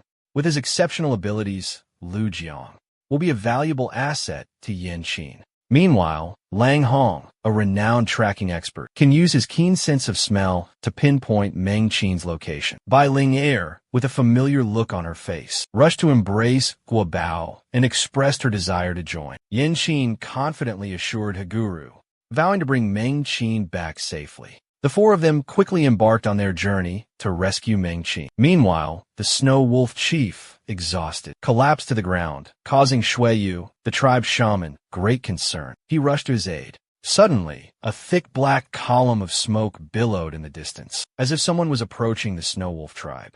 It sent the tribe members into a panicked frenzy. Shuiyu, with his sharp eyesight, in the distance, a war banner fluttered in the wind, catching everyone's attention. It was the banner symbolizing the authority and noble status of a Takara. Shuiyu quickly helped Chief Shui Lang to his feet and ordered the entire tribe to assemble and prepare to welcome the distinguished guest. Lin Huan had heard that each Takara commanded a powerful and battle-hardened Qingman army. At the main tribe, Haguru and the Shui Lang tribe advanced to greet the Takara. Meanwhile, the three members of the Yin tribe fixed their gazes on the approaching figure, finding the new Takara's appearance strangely familiar. The person riding on the back of the giant bull inquired with Haguru about the situation of the Shui Lang tribe. Immediately, they recognized him as Xiu Li. An excited voice rang out, "Xiu Li, 3 years have passed. I never imagined you'd become such a renowned Takara." Noticing Chief Shui Lang's surprise that the Yin tribe knew him, Xiu Li explained that 3 years ago, he had joined and pledged allegiance to the Yin tribe. And if it weren't for Yin Qin's help all those years ago, he wouldn't be the man he is today. Seeing the 3 Yin Kuei present, Xiu Li curiously inquired about Yin Qin's whereabouts. The Snow Wolf chieftain hesitated, stammering in his response. He explained that Yin Qin had gone to rescue someone. Hearing this, Xiu Li asked with a suspicious tone, "Everyone's here. Has something serious happened?" Inside the chieftain's tent, Haguru hurriedly recounted the entire situation to Xiu Li. Xiu Li confidently reassured Haguru, "Don't worry. If Yin Qin has taken action, then Meng Qin will surely return safe and sound." The 3 Yin Kuei also shared the same confidence in Yin Qin's abilities. Everything would be all right. Hearing this, the Snow Wolf chieftain spoke up, expressing his own opinion. He had complete faith in Yin Qin's capabilities, but worried that in this vast and treacherous forest, Yin Qin was still too young and lacked survival experience. Hearing this, Xiu Li countered, "Snow Wolf chieftain, you underestimate Yin Qin. He surely doesn't know that 3 years ago, I roamed and hunted throughout the treacherous Dongshan region." Seeing the chieftain's skeptical expression, Xiu Li recounted without hesitation his defeat at the hands of Yin Qin 3 years prior. He was forced to invoke the sacred names of his ancestors, pledging an oath of loyalty to King Qin. Xiu Li's confession greatly astonished Chieftain Shui Lang. Could it be that Xiu Li truly made an ancestral pact with Yin Qin all those years ago? Noticing the chieftain's astonishment, Xiu Li immediately affirmed that he considered his oath to Yin Qin an absolute and unwavering creed. "I am incredibly proud, and without Qin, you wouldn't be who you are today." Hearing Xiu Li speak these words, which came directly from Medaka's orders, the Snow Wolf chieftain's voice was filled with dread. Could it be? Is the Second Great Western War truly about to begin? Xiu Li immediately confirmed, stating that all preparations were for the impending war. Medaka had demanded that the Shadow Guard selection be held in 1 month's time. The Snow Wolf chieftain was shocked by how quickly everything was unfolding. Xiu Li replied that Medaka had decreed that all young warriors in the tribe must immediately depart for Qingman. The 3 Yin Kuei brothers were curious about how many people each tribe would send. Xiu Li announced that everyone who placed in the top 10 of the Great Hunt would be required to participate. The Snow Wolf chieftain then asked, could this western border war be even more brutal and devastating than the last? Even Xiu Li wasn't privy to the true situation. He'd only happened to overhear Medaka mention the word chaos, just that single word, triggered a memory for the Snow Wolf chieftain. He recalled Lang Tian's dying words. Inside a desolate, secluded cave, Lang Fu and Jin Yao stopped dead in their tracks, stunned by a strange sight. A lone flickering candle cast a faint glow upon a stone altar. Lang Fu sliced his wrist with a knife, letting the fresh blood drip onto the altar, all the while murmuring cryptic incantations. As the blood mingled with a spirit portrait, the image seemed to come alive. A sacrifice for a great cause, destined for the history books. He gazed towards Lang Tian's lifeless body, his voice a low rumble. Lord Lang Tian, your aspirations will not be forgotten. He then gently placed Lang Tian's body upon the altar and declared resolutely, your plan will not be in vain. Suddenly, a mysterious female voice whispered in Lang Fu's ear. She demanded he step aside and relinquish control to her. Meng Qin slowly stepped in, leaving Lang Fu utterly astonished. As he respectfully bowed and addressed her as young mistress, Meng Qin extended her hand towards Lang Tian's head, a mysterious green light emanating from it. She was absorbing all of his energy. In a mere moment, Lang Tian's body withered and shriveled. All of his essence and vital energy were drained by Meng Qin. Her voice resonated with an unfathomable depth. The time of true chaos has come. Meanwhile, Lang Jiao was anxiously urging everyone to press forward. A clansman hastily pleaded with him to remain calm, for Lang Fu was still protected by the Tuc Diu, and they should await reinforcements from Haguru. But Lang Jiao refused to listen. He furiously ordered the Snow Wolves to accelerate, leaving the others behind. Ever since Meng Qin was captured, he'd lost his usual composure. He kept muttering, wait for me just a little longer. I will definitely come and save you. Meanwhile, Lin Fan's group was also urgently on their way, searching for any trace of Meng Qin. Lang Hong reminisced, recounting from their childhood, how Lang Jiao had always been by Meng Qin's side, protecting her like a loyal guardian. Yin Qin suddenly realized Lang Jiao was consumed by rage and despair over the abduction of the woman he loved. Curious, he inquired, Meng Qin lived with the Shui Lang tribe since she was little? Then, why doesn't she use the tribe's magic? Lang Hong quickly explained. Only the Shui Wu shaman priestess is allowed to learn and use the inherited magic. Meng Qin is a Yu Wu shaman priestess. She came to the Shui Lang tribe when she was very young. Bai Ling Air chimed in. That's quite common, actually. People with a talent for magic are rare. The Shui Lang tribe certainly wouldn't overlook any potential talent. Suddenly, a massive boulder plummeted from above. Yin Qin yelled in alarm, warning everyone. Lu Jiang swung his sword, the sharp blade cleaving the massive boulder in two. Bai Ling Air asked worriedly, what's happening? Who is bold enough to ambush us? The forest ahead suddenly trembled violently, as if the heavens and earth were in a rage. Two colossal monsters, with terrifyingly large bodies, appeared unexpectedly. Lang Hong screamed in terror. Those are magma rock giants, seeing that one of their arms had been severed. Lang Hong immediately recognized it as the work of Lang Chu. He's already passed through here. Lin Fan yelled, quickly deal with them. We must hurry. Back in the gloomy cave, Meng Qin continued to perform the mysterious ritual. She was absorbing Lang Tian's earth-shattering power. Meng Qin muttered an incantation. The cycle of life and death, all things submit. True name, forgotten souls, bloodthirsty frenzy, all obey my command. The power of darkness, open the hidden gateway. Lang Fu pondered silently, his mind full of schemes. Once this ritual is complete, all of Lang Tian's power will be transferred to Meng Qin. Just then, a sharp arrow shot down from above with terrifying speed. But Lang Fu reacted in time, destroying the dangerous arrow. Ling Jiao suddenly appeared from the sky, attacking the Ling family's mansion. His voice was filled with resentment and hatred. You traitor! Hand over Lady Meng Qin. Ling Fu calmly dodged the sarcastic tone. Why don't you ask Meng Qin yourself if she wants to go with you? He ordered Jiu to finish off Ling Chou.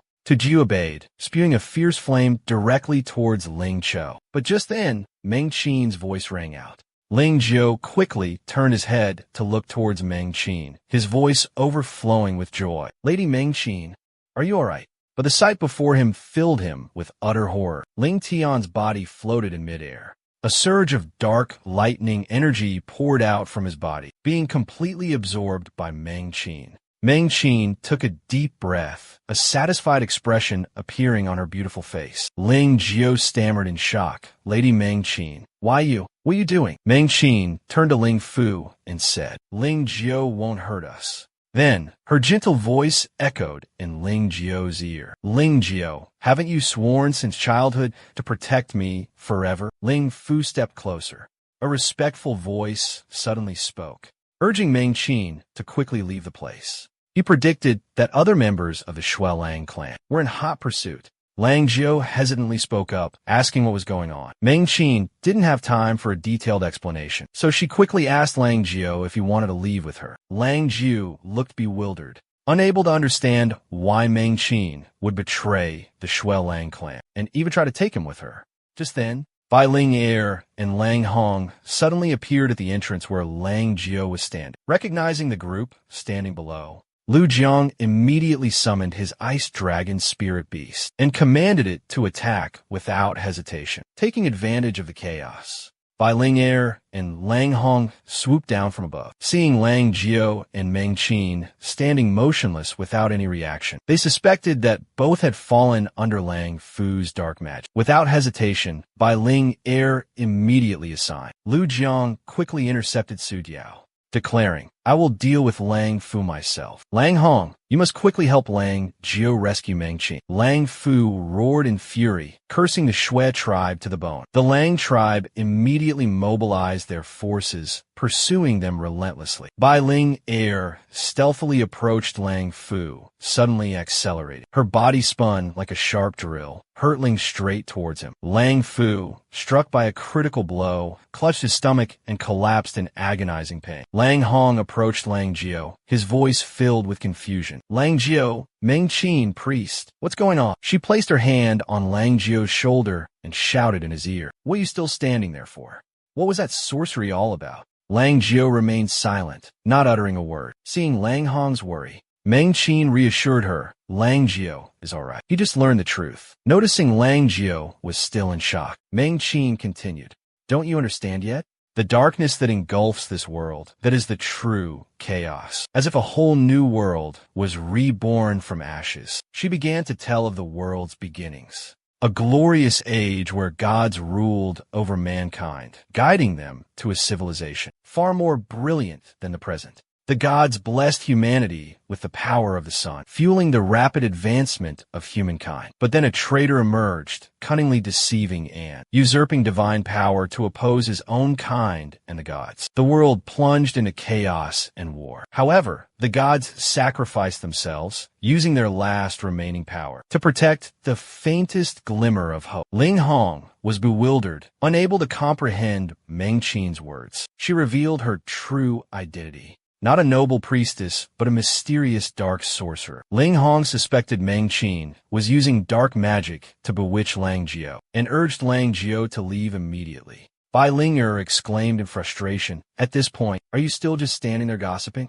Meng Qin persistently asked Lang Jiao once more, do you want to come with me? Seeing Lang Jiao remain silent, she whispered in his ear, away from your pack, you will weaken. A heart lost in hatred will wither, but you will always be a brave warrior. Meng Qin reminded Ling Jiao that he had sacrificed his eyes for his people. Accept this wound as a part of yourself. And the eternal darkness that surrounds you is the world you belong to. She gently extended her hand towards Ling Jiao, promising to guide him if the darkness caused him fear and uncertainty. Listen, come here, Ling Jiao. Ling Jiao suddenly realized the person who saved his life years ago was Meng Qin. Without hesitation, Ling Jiao made a decision. He ordered Ling Hong and his brothers to return, while he would follow Meng Qin.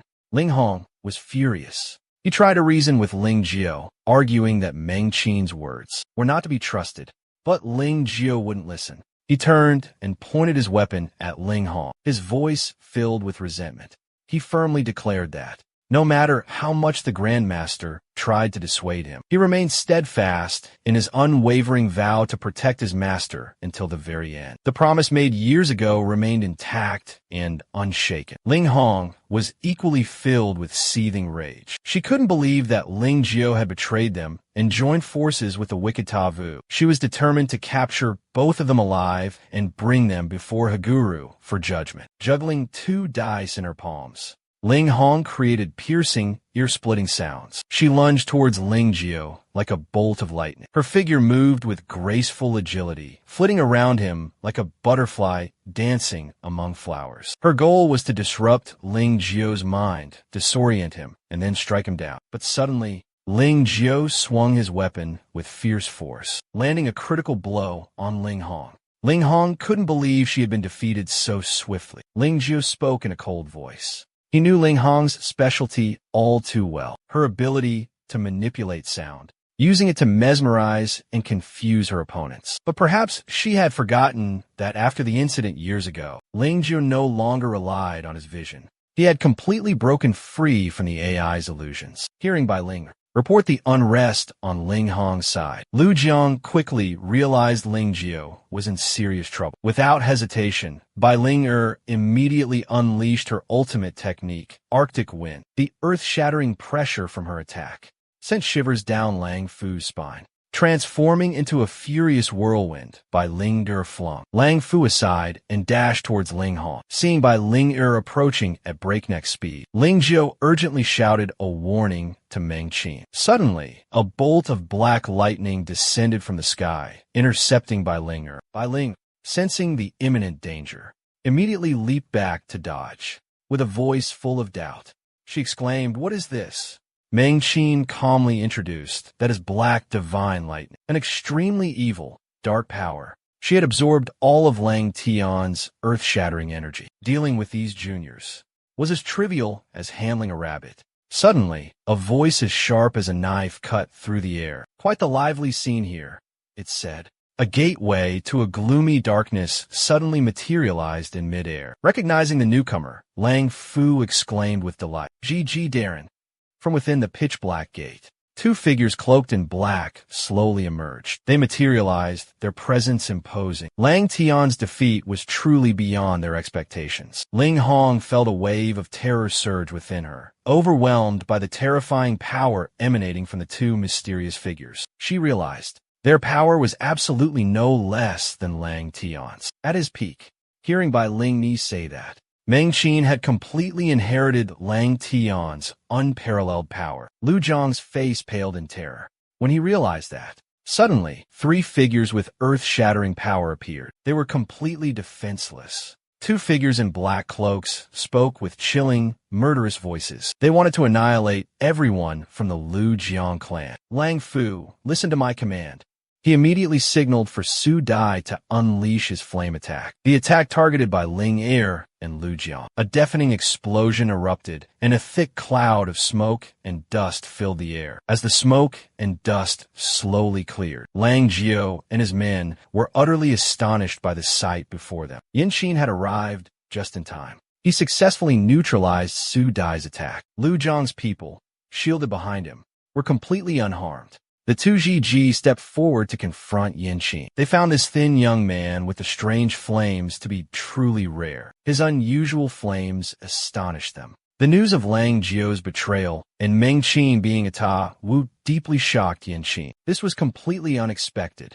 Ever since she actively stopped Su Dai, suspicions about the girl's true identity arose within him. However, lacking concrete evidence, he kept his doubts to himself. At that moment, Meng Qin spoke to Yin Qin, revealing a shared trait between them. They both possessed an innate ability to wield the power of darkness. Upon hearing Meng Qin's words, Yin Qin was reminded of an ancient ruin he had stumbled upon one dark night. A profound question suddenly surfaced in his mind. Could the revered ancestral god actually be a traitor? The image of the enigmatic woman in crimson he encountered in the ruins flashed through his memory. She proclaimed herself to be the true god, leading Yin Qin to secretly speculate. Could she be the supreme god, the ruler of this world? He wasn't one to blindly trust anyone, or blindly follow the legends passed down by ancient ancestors. Learning that Yin Qin had ventured into the Dark Lands, Meng Qin assumed he must have encountered the true god. Yin Qin, without hesitation, openly admitted to having met her, and after countless encounters, Meng Qin spoke, just as she had foreseen. And it seemed Yin Qin was gradually grasping the profound meaning hidden behind his own brushstrokes. Her captivating and mesmerizing voice echoed, explaining to Yin Qin that the world they inhabited was merely an illusion, not the true nature of reality. Long ago, humanity lived in an era of prosperity and abundance, living in comfort and luxury, even possessing weapons of unimaginable power. But then the ancestral god betrayed them and usurped the power of the true god. War erupted, obliterating that glorious civilization. When the true god fell, catastrophe inevitably struck. Civilization crumbled.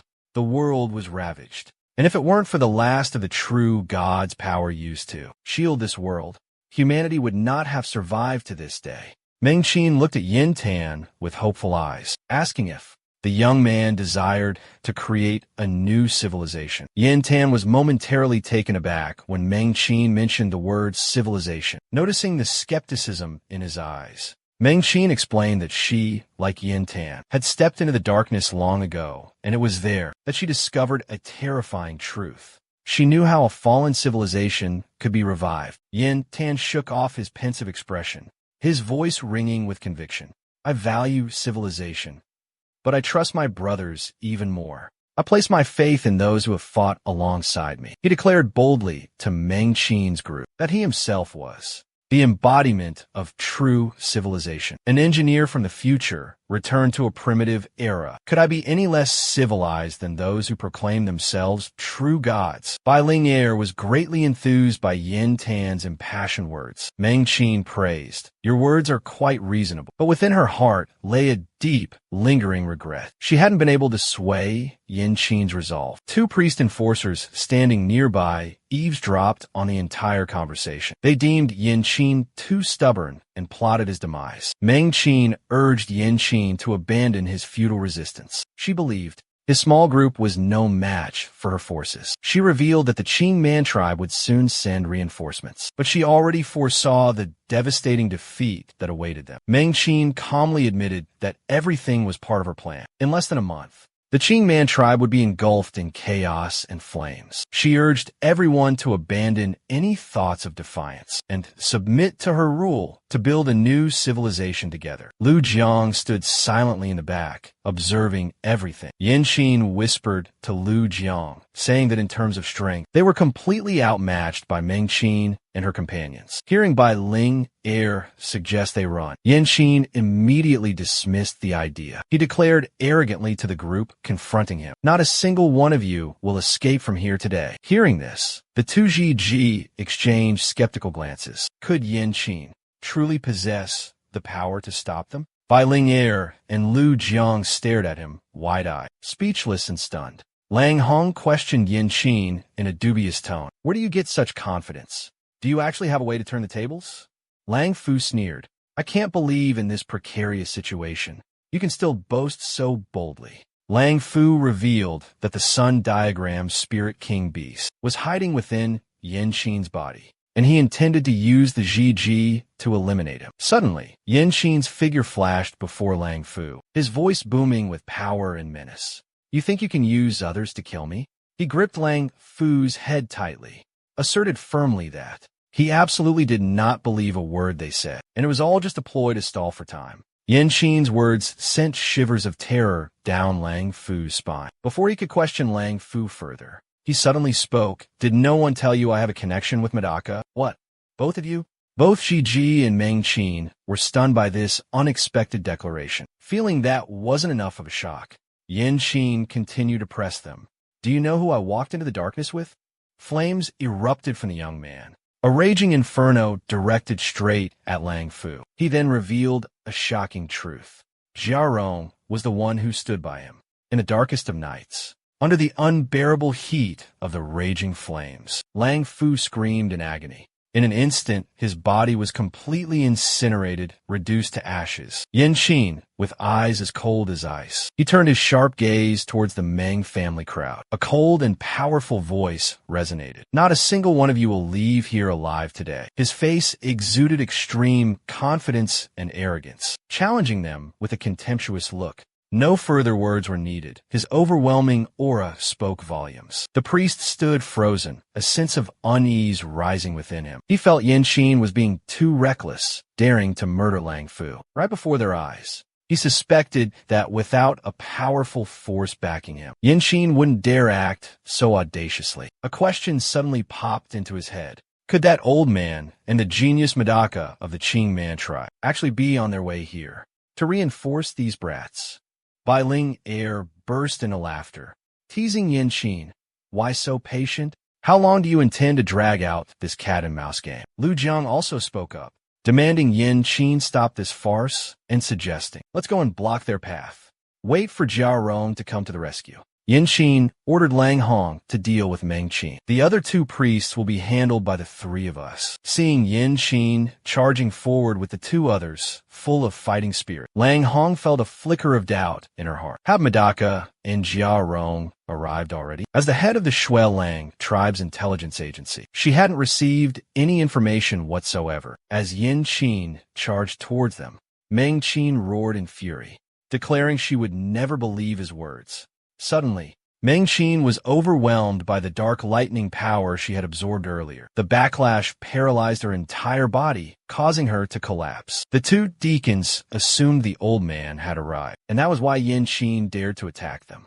They decided to retreat, summoning a gateway to the darkness and urging Meng Qin and Lang Jiao to quickly enter. The four of them rushed towards the entrance to the shadowy realm. You can't escape. Yin Qin roared furiously, giving chase. Bai Ling Air and Lu Jiang cried out in terror, pleading with Yin Qin to stop the pursuit. Meng Qin looked back at Yin Qin and spoke cryptically. We will meet again when all hope is lost, when darkness consumes all. Then, you'll be forced to choose our side. Yin Qin was suspicious. He didn't understand why Meng Qin was so confident. He silently watched as the door to the gloomy realm slowly closed. At the Qing Man tribe, in the council chamber, Elder Qing Xian was recounting the momentous events that had just transpired at the Shui Lang tribe. Qing Lin Mo, the high priest of the Qing Lin tribe, had panicked, believing the Golden Crow had been stolen by the evil sorcerer. But upon hearing Qing Xian's account, that Yin Qin had inherited the Golden Crow's power and repelled the evil sorcerer, Qing Lin smiled with satisfaction. He suddenly realized the young man before him was the very warrior his beloved daughter had chosen 3 years ago. He mused, thinking that although Yin Qin wasn't quite on par with his daughter, he was still considered an exceptional warrior among his peers. Elder Qing Xian also spoke up in agreement, firmly stating that the warrior personally chosen by Medaka was certainly no ordinary individual. Qing Lin turned to ask Elder Qing Xian if Yin Qin would be participating in the Wu Ying selection. This time, Elder Qing Xian nodded in confirmation. Takara Xiao would lead the group of warriors chosen by the Snow Wolf tribe to the harsh testing grounds, and Yin Qin's name was naturally on that list. However, deep down, he didn't hold high hopes for Yin Qin's abilities. He believed it would be difficult for Yin Qin to secure the prestigious Wu Ying title against the formidable opponents from other tribes.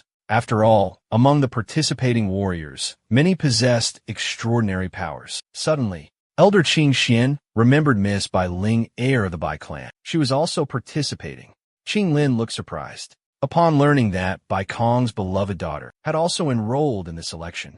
Seeing the look on his daughter's face, Elder Qing Xian hastily explained that even the Bai clan's patriarch, Bai Kong, couldn't stop his young lady. He worried that the playful girl would sneak away from home to come here. Qing Lin frowned, scolding Bai Kong for being incompetent, unable to even control his own daughter. Elder Qing Xian continued his report, stating that many tribes had sent requests this year, hoping their warriors could meet Medaka. He also noted that Medaka was getting up in years. Qing Lin interrupted Elder Qing Xian, saying that he couldn't interfere in the Qing family's affairs.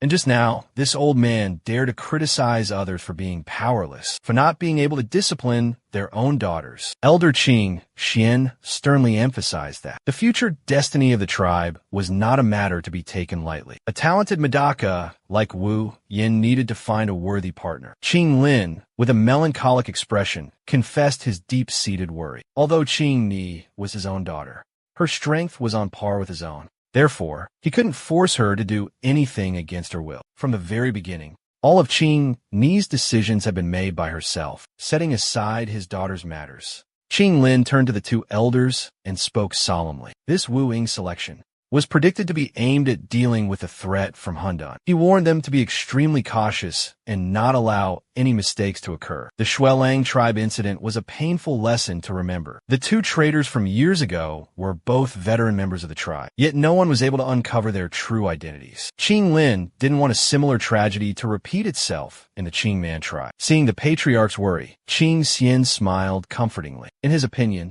the Qing Man tribe, since ancient times, the Qing Man tribe has been recognized as one of the most powerful tribes throughout countless historical upheavals, while other great tribes gradually declined and vanished with the passage of time. No force dared to challenge the supreme authority of the Qing Man tribe. Elder Qing Xian firmly believed that never before had anyone reached the pinnacle of the heavenly realm's power like the Qing Man tribe. Hearing Elder Qing Xian confidently assert this, that no force could encroach upon the inviolable territory of the Qing Man tribe, Elder Xian criticized him for being overly complacent and lacking vigilance. Before the indignant Elder Qing Xian could retort, Elder Xian continued, saying that he had lived too long and gradually lost the necessary caution. Both of them were willing to sacrifice their lives for the Qing Man tribe at any moment, for the survival of the tribe.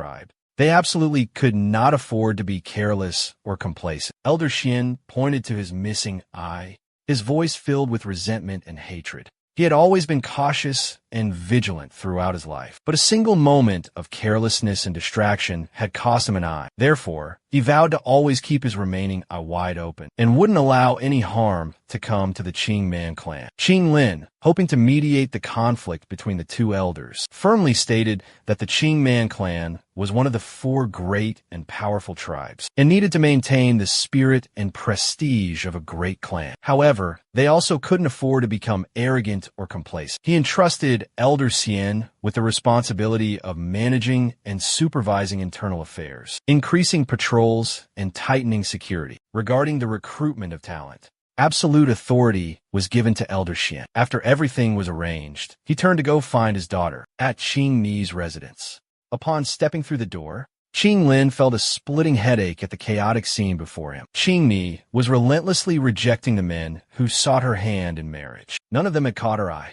After careful consideration, Qing Ni declared that this year, no one had stirred her heart. Hearing his daughter's intention to postpone this important matter, Qing Lin, standing behind her, hurriedly spoke up. Previously, she had used the excuse of being too young. She doesn't want to think about marriage right now, he thought. She promised to decide in 3 years, but now she wants to delay it a few more years. He truly couldn't understand what his daughter wanted. Qing Er turned to face her father directly, calmly stating her requirements weren't unreasonable. She just needed someone not too much older than her, and whose strength was comparable to hers. She wouldn't object to that. Qing Lin found this request ridiculously idealistic. Who could be both young and as powerful as Qing Er? Seeing his daughter sulk, believing she was being forced, Qing Lin quickly shifted the blame to Xian Zhonglao, saying the old man kept nagging him about it, which led him to bother Qing Er. If she didn't like it, they could forget it ever happened. Hearing this, Qing Er expressed her desire to go out. Hearing she wanted to go out and meet a man, a confused Qing Lin blurted out, "Meet a man? Be careful." As the true meaning of the words sank in, a cold sweat broke out over him. Anxiety filled his heart. He fretted over which unfortunate young man might catch his daughter's eye. Outside, a shirtless young man stood proudly, unmoving, valiantly resisting the powerful pull of 4 ferocious beasts. That young man was Jin Yao, one of the 10 outstanding leaders of the renowned Qing clan's warrior legion. Qing Er, after leaving her residence, had come to this place and praised him. "You don't need to use your totem's power, yet you can withstand them for so long. You've truly made remarkable progress." As soon as Jin Yao saw Qing Er arrive, he unleashed a surge of power, flinging the beasts away. The training session officially ended. Those poor beasts, overwhelmed by Jin Yao's formidable strength, collapsed to the ground, falling into a deep slumber. Witnessing Jin Yao respectfully bow, Qing Er quickly gave the order to prepare immediately. "Come with me, let's depart." Qing Er's heart was filled with joy. She thought to herself, the 3 years of anticipation have finally come to an end. I must go out and welcome a special person. That name, filled with misfortune, I'm afraid everyone knows. On a desolate mountaintop, rarely visited, two figures suddenly appeared. You have received the secret letter. Within the next 3 days, you must deliver it to the examination site at all costs. Elder Qing, Xian sternly commanded. The messenger looked perplexed and confused upon hearing Elder Qing, Xian's instructions, because the place he was supposed to deliver the letter was not the examination area. Suddenly, Elder Xian reached out and tightly gripped the messenger's throat. A dark aura enveloped him, rendering the messenger unconscious and immobile. Elder Xian's cold voice echoed, ordering the messenger to enter. He slipped into the ominous shadows. Carrying the secret letter, he silently sought out the Grandmaster. It turned out that the highly respected and virtuous Qing Xian elder was actually a spy for the Qingman tribe all along, and his seemingly blind eyes concealed a terrifying dark energy. Recalling 2 days prior, valiant warriors participating in the traditional autumn hunt were gathered before the majestic warship. Standing proudly on the warship of the Qingman tribe chief Shuelang, he solemnly expressed his deep gratitude and that of the entire Shuelang clan to the warriors who had successfully overcome 2 grueling rounds of trials. Finally, the esteemed chieftain selected the 10 most exceptional warriors to enter the Qingman tribe for the final selection round. The Shadow Guard of Medaka, a prestigious title. Hearing the excited whispers of the crowd below, they murmured to each other that being chosen as a shadow guard meant becoming a confidant, Medaka's most trusted individual. And one day, the chosen one would have the chance to become a powerful elder of the Qingman tribe. Shuelang, the dignified chieftain, quickly announced the names of the 10 chosen warriors. Yin Qin, Lu Jiang by Linger, Lang Hong, Du Meng. The renowned Luo brothers, Xiu Li, Xiu Xiong, and Xiu Long. Bai Linger glanced and instructed Xiu Li, the 3 of you, don't embarrass me. Lu Jiang's expression was resolute, his gaze unwavering. No one could guess what he was thinking. Yin approached Yin Qin and spoke. Finally, you can rightfully set foot in the Qingman tribe. Chui was incredibly excited and joyful, because the Yin tribe had won the championship in the autumn tournament. From now on, no one would dare to look down on the Yin tribe again. The two said to Qin, tomorrow we will return to report this good news to Haguru and the elders. Yin Qin gazed thoughtfully towards the Qingman warship, murmuring to himself, it's been 3 years. At the entrance to the Qi Shi Sea, a place of perpetual tranquility, undisturbed for years, was suddenly pierced by the figure of a person riding a spirit bird, soaring through the air, ascending from the ground in a startling burst of speed. 2 devil vine tendrils suddenly erupted from the earth, tightly ensnaring the legs of the spirit bird as it glided above. Both rider and bird were yanked downwards, plummeting to the ground. Upon closer inspection, everyone realized the fallen body was nothing more than a soulless husk, lifeless and unresponsive, merely a puppet controlled from afar. Perhaps it was sent to deliver a message. The attacker, realizing this, curiously retrieved the letter from the puppet's hand, hoping to uncover the secrets it held within. But suddenly, a burst of flames engulfed the letter, reducing it to ashes, before he could even decipher its contents. From the distance, an icy voice echoed, the secrets within this letter are meant for my eyes only. Upon hearing that voice, the cloaked figure immediately prostrated themselves on the ground, simultaneously bowed their heads in reverence, addressing the newcomer as Zhu Te host. From the ominous shadows, a masked figure slowly emerged. He coldly walked past his subordinates, who were prostrated at his feet. Zhu Te looked down at the puppet's lifeless body on the ground. His icy voice resonated. You have completed your mission flawlessly. His hand, with claws as sharp as daggers, reached out, gripping the puppet's head tightly. In a blink of an eye, all of Qin Xian's information was instantly transferred into Zhu Te's mind. He immediately learned that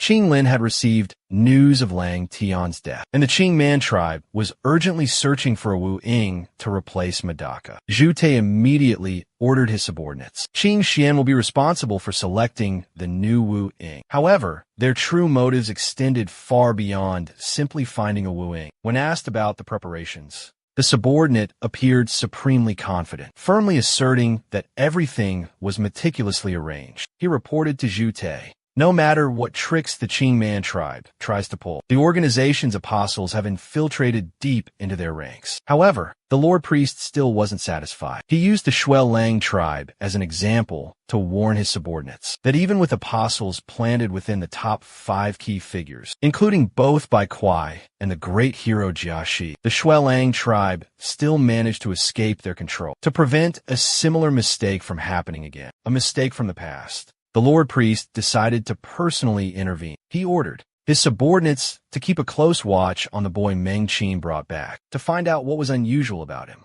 Meanwhile, in the outside world, Yan Qin's group arrived at the selection site. Yu Ing Lu Jiang, Yan Qin's companion, explained that before them stood the Silver Pagoda, the last fortress standing after the Great Jiaxi War. 35 years ago, the most brutal battle took place and ended here. Yan Qin suddenly felt a surge of astonishment. Suddenly, the jade pendant he'd found in the murky darkness began to emit a blinding, brilliant light. Clutching the jade in his palm, he felt a strange, intense heat radiating from it. He began to wonder if the mysterious tower had any connection to this unusual phenomenon. As everyone was buzzing with curiosity about the silver-toothed tower, Suli suddenly spoke up, his voice a low rumble. He recounted how nearly 10,000 brave warriors had fallen within this imposing tower. He said that even to this day, the mournful cries and wails of restless spirits could still be heard within its walls, although no living soul resided there. Ling Hong and Du Meng believed Suli was trying to frighten everyone with outlandish ghost stories, but Suli solemnly insisted he wasn't joking, and that all Takara would have to face a grueling trial within the dreaded tower. He also reminded everyone that about the wrong souls bound by a curse, unable to find release and gradually transforming into malevolent spirits, known by the haunting name ZD. They cunningly lurk, weaving their way deep into the minds of intruders, waiting for the opportune moment to strike. Yan Qin quickly realized a disturbing truth. With such a large number of participants, distinguishing between pure AIs and those controlled by ZD would be incredibly difficult. Xioli agreed, issuing a sharp warning. Even the smallest mistake could put ourselves and our teammates in unimaginable danger. He gravely reminded Yan Qin's group that this Wu Ying examination was one of the most arduous trials, one of the most perilous they would face on their journey ahead. Qin Yanai and Jin Yao arrived at the magnificent Yinya Tower, where they saw the majestic warship carrying Yan Qin's group, slowly docking. Qin Yanai quickly reminded Jin Yao that, from this moment forward, she must remember her role as his subordinate and assume a new name, Jin Ling. No one knew what this young woman was secretly plotting. What special plans are in store to welcome Yan Qin? After 3 long years of absence, the Ewing selection enters its 2nd day, and the competition intensifies. At the highest peak of the magnificent tower lies the legendary silver firmament, known as the Celestial Labyrinth. Within the vast maze, countless evil spirits lurk, taking on human forms, flickering in and out of sight, waiting to beguile and deceive the participants. Lu Jiang had just defeated an evil spirit disguised as himself when he unexpectedly encountered another entity. In another corner of the labyrinth, Du Meng and his teammates were locked in a fierce battle. Amidst the chaotic fray, they were separated. As they fought back, they racked their brains, unsure if the enemy before them was a disguised evil spirit or just a cocky kid playing grown-up, using the mission as an excuse to seek revenge. Lang Xiong and Du Meng cautiously navigated the maze, unaware that what they witnessed was merely an illusion, conjured by the cunning evil spirits. The true mastermind lurked in the shadows, silently observing every move. Yan Qin and Gua Bao ventured deeper into the treacherous labyrinth alone. They adhered to their planned strategy, avoiding all unnecessary confrontations. They searched for their teammates, while simultaneously looking for the entrance to the next level. As they moved, a stranger suddenly appeared, his eyes widening in astonishment. Upon seeing Yan Qin, without hesitation, he immediately summoned his tool spirit, screaming threats and vowing to take Yan Qin's life. But in the blink of an eye, the aggressor lay defeated at Yan Qin's feet. What Yan Qin found puzzling was that this was the 3rd person today who acted as if possessed, recklessly attacking him on sight. Yin Qin scratched his head and muttered to himself, I know talented people are often envied, but I've always lived a humble and simple life. Could it be, he wondered, that my humility isn't enough to conceal the brilliance of my natural talent? On his journey, Yin Tan suddenly paused, sensing impending doom. A strange figure lunged forward, roaring for Yin Tan's life. Next, another appeared, enraged, vowing to exterminate Yin Tan. A third, a portly man, with indignant fury, screamed that a Shang warrior would rather die standing than surrender. He was determined to fight Yin Tan to the death. As if on cue, all three charged, surrounding Yin Tan, determined to corner him to his demise. Yin Tan deftly dodged, causing the three to collide. He furrowed his brow in frustration. What's wrong with you all? Have I offended you in some way? The three roared in unison. You dare deny it? You've made enemies of us. Yin Tan felt his head about to explode. His words only seemed to enrage them further. Disregarding their own safety, the three lunged at him again. Just then, a woman's voice rang out, Stop! A gust of wind swept in, throwing the three men back. Suddenly, Bai Ling Er appeared. She stopped abruptly and charged straight into Yin Qin with tremendous force, sending him crashing into the maze wall. A mouthful of fresh blood spurted from Yin Qin's lips. Bai Ling Er spoke calmly, showing no remorse. I'm here to help you. Yin Qin retorted sarcastically. Many thanks to the young lady for assisting my opponent and injuring me. Watching Yin Qin struggle to his feet, Bai Ling Er said, Don't you know how to ask a friend like me for help, instead of putting on this amusing show all by yourself? She leaned closer and whispered in his ear, How long do you intend to keep hiding it? Your masterpiece has been exposed.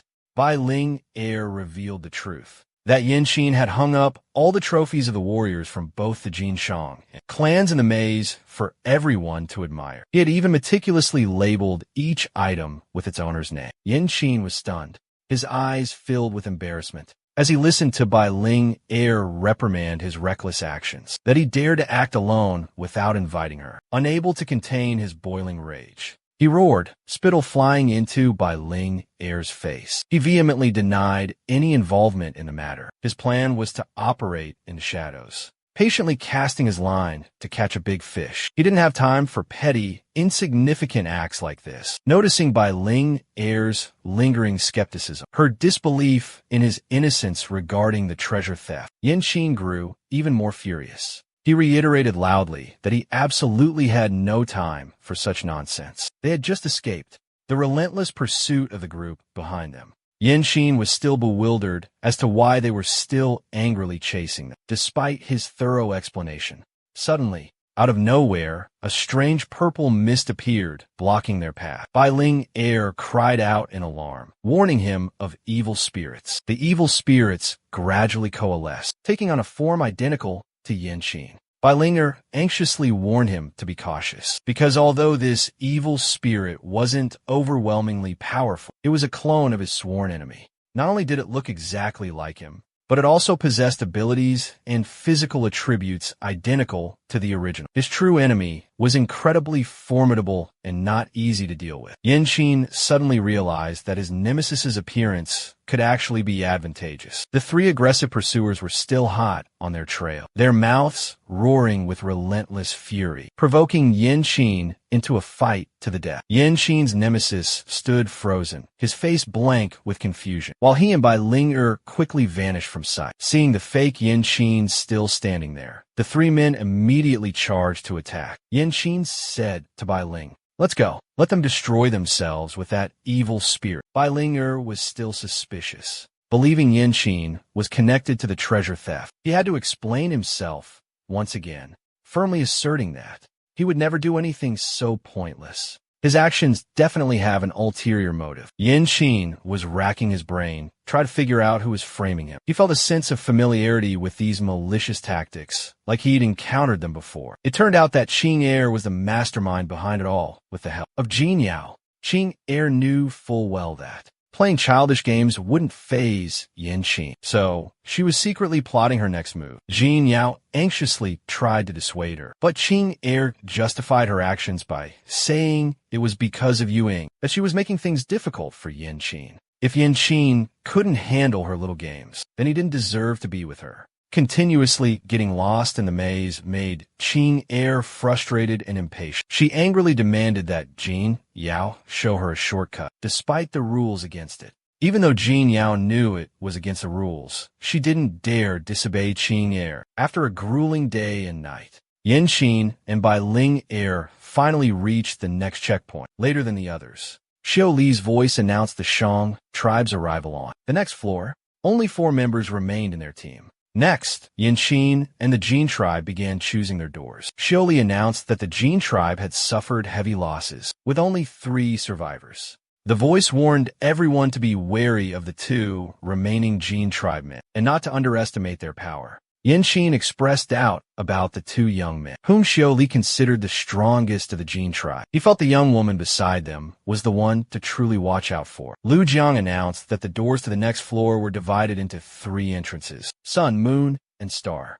The Shang tribe had chosen the Star door. Lang Hong realized the easiest path had been taken by the Shang tribe, and the remaining 2 teams would have to choose the Moon door if they wanted a chance to advance. Qing Xian suddenly appeared, demanding the Jin tribe and the Snow Wolf tribe each send a representative to decide which door to enter. Jin Kai, the proud representative of the Jin clan, faced off against Yanqing, the hero of the Shuelang clan. The mighty Jin Kai challenged Yanqing, boldly proclaiming, "Only a valiant warrior of the Jin clan is worthy of becoming the Shadow King of Medaka." Yanqing looked at Jin Kai with a skeptical gaze and said sarcastically, "Brother, did someone even steal your underpants?" Jin Kai's face flushed with anger. He roared, "How dare anyone steal my underpants?" Noticing Qing Xian's darkening expression, Jin Kai quickly shut his mouth. Qing Xian held 2 keys in his hand and coldly declared, "I will toss these 2 keys into the air, and you 2 must grab the key you desire." The Shuelang clan crowd roared their support for Yanqing. Feeling their enthusiastic support, Yanqing's spirits soared. He focused all his strength, determined to seize the key to the Moon Palace. As the competition intensified, Yanqing fell deep into thought. The elder's gaze fixed on the key nestled in Qing Xian's hand. A strangely familiar feeling suddenly washed over him. The moment the 2 keys were tossed into the air, Jin Kai darted forward with lightning speed. He snatched the Moongate key, but suddenly a figure flashed by, snatching the key right out of Jin Kai's grasp. It was Guo Bao. Humiliated and enraged, Jin Kai immediately gave chase. With a furious roar, Jin Kai unleashed a deadly attack towards Guo Bao. Yanqing swiftly pulled Guo Bao into his arms, effortlessly deflecting Jin Kai's attack with his other hand. The force of the block sent Jin Kai stumbling backward. Regaining his balance, Jin Kai's face paled. He hadn't expected Yanqing to possess such terrifying strength. Yanqing clutched the Moongate key tightly, a thoughtful gleam in his eyes, as if he had realized something. Suddenly, with a powerful swing, he flung the key that Guo Bao had just won, tossing it back to Jin Kai. This unexpected action left Jin Kai completely flustered and unsure of what to do. Yanqing decided to choose the Sun door as their entrance. His voice rang out clear and decisive, declaring that he was yielding the Moon Door key to the Jin clan. This decision left the entire Shuelang clan wide-eyed in astonishment. Jin Kai clutched the key tightly in his hand, his face filled with suspicion. He silently pondered, wondering if Yanqing was deliberately trying to humiliate the Jin clan. Qing Er stood beside them, silently observing everything. She noticed that Yanqing's strength had greatly improved. She wasn't surprised by Yanqing's gesture of yielding the key, because she understood his nature well. Every action Yanqing took had a deeper purpose. At this moment, Yanqing was also making the Shuelang clan curious about his true intentions. He then spoke, questioning the true purpose of this competition. Was victory truly everything? Du Meng retorted in surprise. Isn't it because of the victory over Sha Wu? Yanqing, with a heroic expression, responded in a booming voice. Victory is inevitable, but a glorious and resounding triumph is the only goal worthy of a true warrior. His imposing words silenced everyone. No one could offer a rebuttal.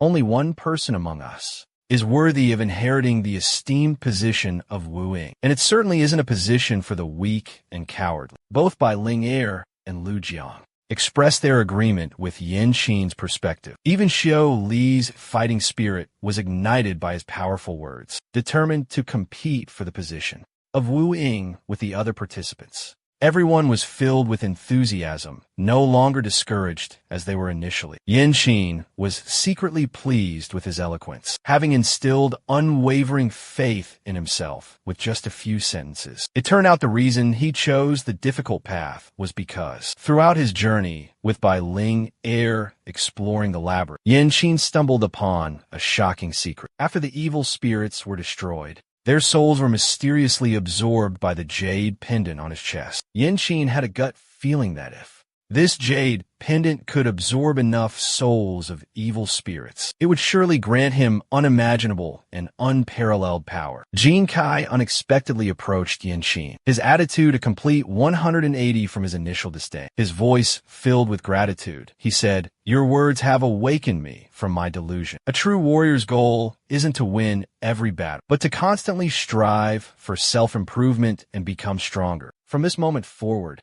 the Jin clan will fight with utmost respect for Yin Qin." Dara warrior. Xioli couldn't believe that Yin Qin, a member of a small tribe subservient to another, could possess such an extraordinarily powerful warrior. He suddenly realized Madaka's foresight was truly impeccable. Xioli resolved to make Yin Qin his role model and strive to improve himself. Qin Xin spoke up, urging everyone to quickly enter the gate they had chosen. Yin Qin strode forward, placing the key into the lock on the door. The massive gate slowly creaked open, revealing the Shui Lang clan gathered inside, ready to welcome them. A commanding voice boomed, carrying a warning.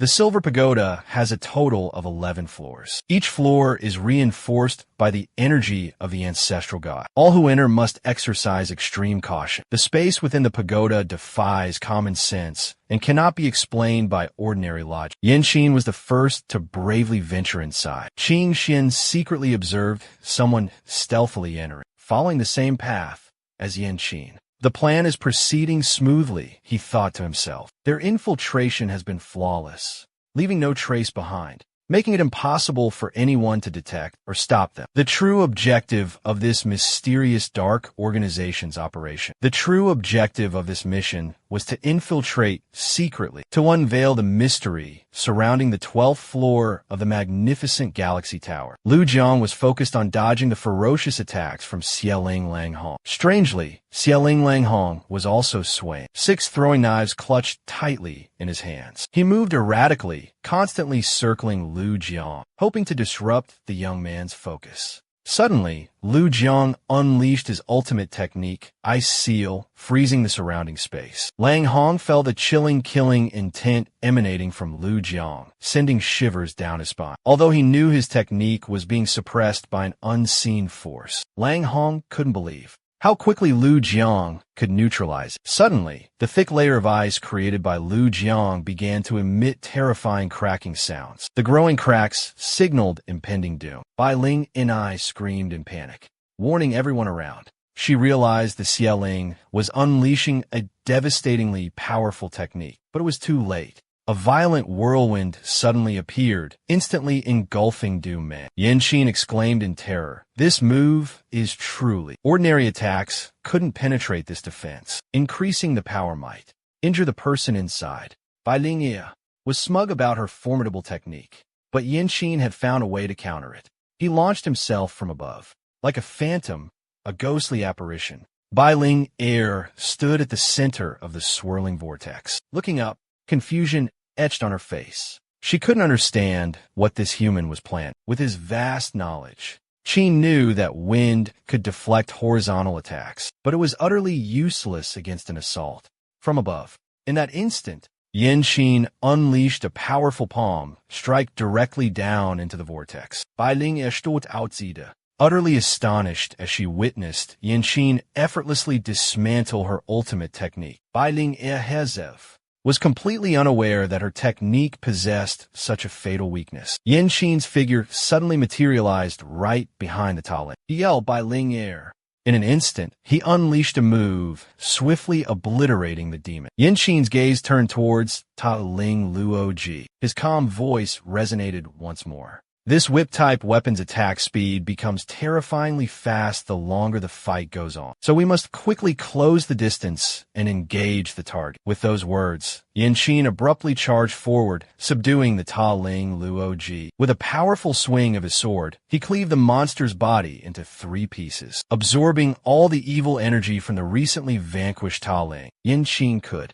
distinctly feel the energy within his jade pendant surge intensely. He turned to Du Meng and his comrades and said, "It's your turn to deal with the remaining Ta Ling." Lu Jiang stepped forward and asked, "Brother Yin Qin, have you found a way to eliminate these Ta Ling?" Unable to contain her curiosity, Bai Ling Er also questioned Yin Qin. How did he know how to counter her move? Even she couldn't figure out a way. Qin lightly rubbed the bridge of his nose, a hint of smugness in his voice. Every move has a counter, but not everyone who finds a weakness can exploit it. He's a rare exception. Yin Qin suddenly felt a flicker of doubt. Shioli had mentioned that this place was the ancient stronghold of the 12 ancient tribes. So why did this silver tower only have 11 floors instead of the expected 12? Lu Jiang replied, "I've never thought about that before." Bai Ling and I also spoke up. Since I was a child, the old story said, the Silver Tower always had only 11 floors. Lang Hong offered a guess. Perhaps the 12 tribes and 11 floors are unrelated. Seeing Yin Qin's group continue to explore, hidden behind Qing Er, sensing the power emanating from Yin Qin after 3 years apart, she was astonished by how much stronger he had become. In her mind, the evil spirits here were no match for Yin Qin. They couldn't possibly stand against him. Meanwhile, at another location, the hurried footsteps of someone approaching grew louder. Suddenly, he discovered the scattered bodies lying ahead. They were the warriors of the Shang tribe. Even Shang Ku, the strongest among them, lay there lifeless. It was too late. There was nothing that could be done. The blonde-haired warrior was filled with confusion and bewilderment. The weak, evil spirits here could never have killed Shang Ku. Shang Ku was a young warrior, the strongest of the Shang tribe, the pride of the entire tribe. With his exceptional skills, he was always among the top 10 in the warrior selection. During this Wu Ying competition, a sudden thought flashed through the blonde warrior's mind, forcing him to fight alone. Could this gloomy place be hiding some terrifying creature? Just then, a sudden sound from behind startled him, causing him to swiftly turn around. A grotesque, dark figure, bearing the bizarre form of a human, suddenly materialized before his eyes. Upon appearing, the stranger immediately swung a colossal greatsword, cleaving the blonde warrior in 2, killing him instantly before he could utter a word. An hour later, at Yin Qin's camp, Bai Ling Er spoke up and asked, "Should we proceed down to the 9th floor now?"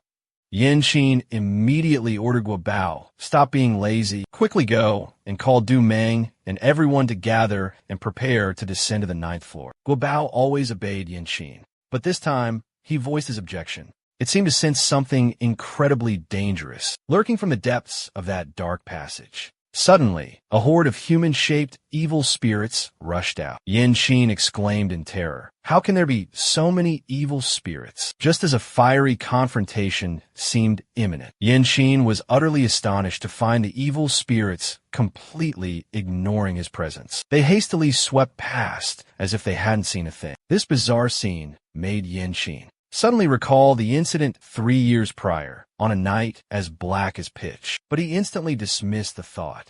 A gut feeling told him something incredibly ferocious and powerful was in pursuit. At that very moment, Du Meng and his comrades rushed out in a panic, shouting a warning. Yin Qin immediately fled. A monstrous creature was hot on his heels. Glancing back, Yin Qin couldn't help but gasp in horror. His sharp eyes noticed a distinct mark on the monster's body, the totem of the Yin tribe.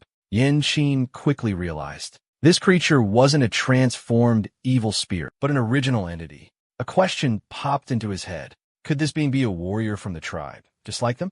But then, he immediately dismissed the thought. This place had become a territory of evil spirits. How could a tribal warrior appear here? Seeing Yin Qin hiding behind, his eyes fixed on the monster, everyone urged each other to flee.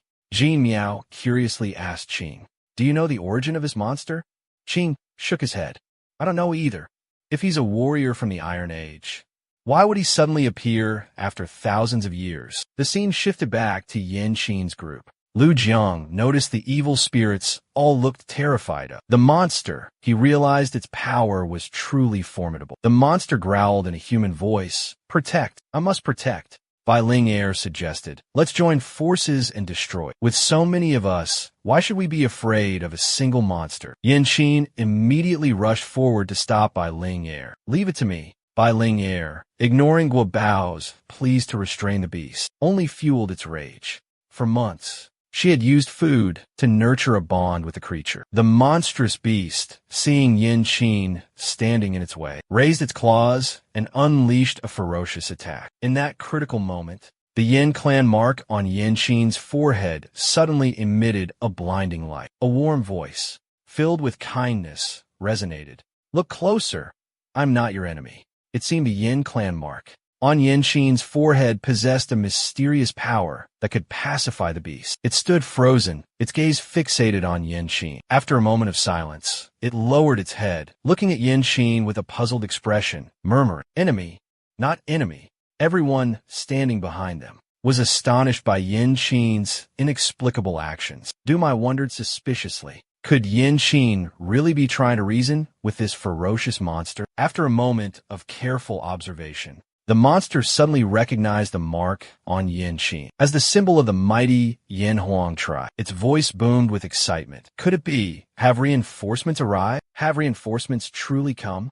It also recognized the familiar auras of the Qing Man and Bai Ling tribes. Seeing the monster's massive hand reach towards Yan Qin, everyone screamed in terror, "Yan Qin, run!" But instead of a fatal blow, the monster gently patted Yan Qin's shoulder like a long-lost friend. Its voice overflowing with joy, it asked, "Are you all right?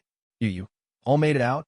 Its initial ferocity completely vanished. The monster eagerly questioned Yan Qin about the war and the state of the alliance. Yan Qin responded, explaining to the monster that the guru had sent him here as reinforcement. Hearing Yin Tan say that he was sent as reinforcement, the monster's tone suddenly became joyous and excited. They had patiently waited for an incredibly long time, and finally, they could bask in the sunlight once more. However, the sorcerer still couldn't break the tribe's solid barrier. Yin Huang Domang and the Luo brothers felt utterly ashamed, realizing that, with a simple method like Yin Tan's, they wouldn't have had to flee for their lives in such a panic. Lu Jiang listened to the monster's words, filled with doubt. He couldn't believe that Yin Huang was one of the mighty tribes, destroyed in the fierce battle of Jiaxi.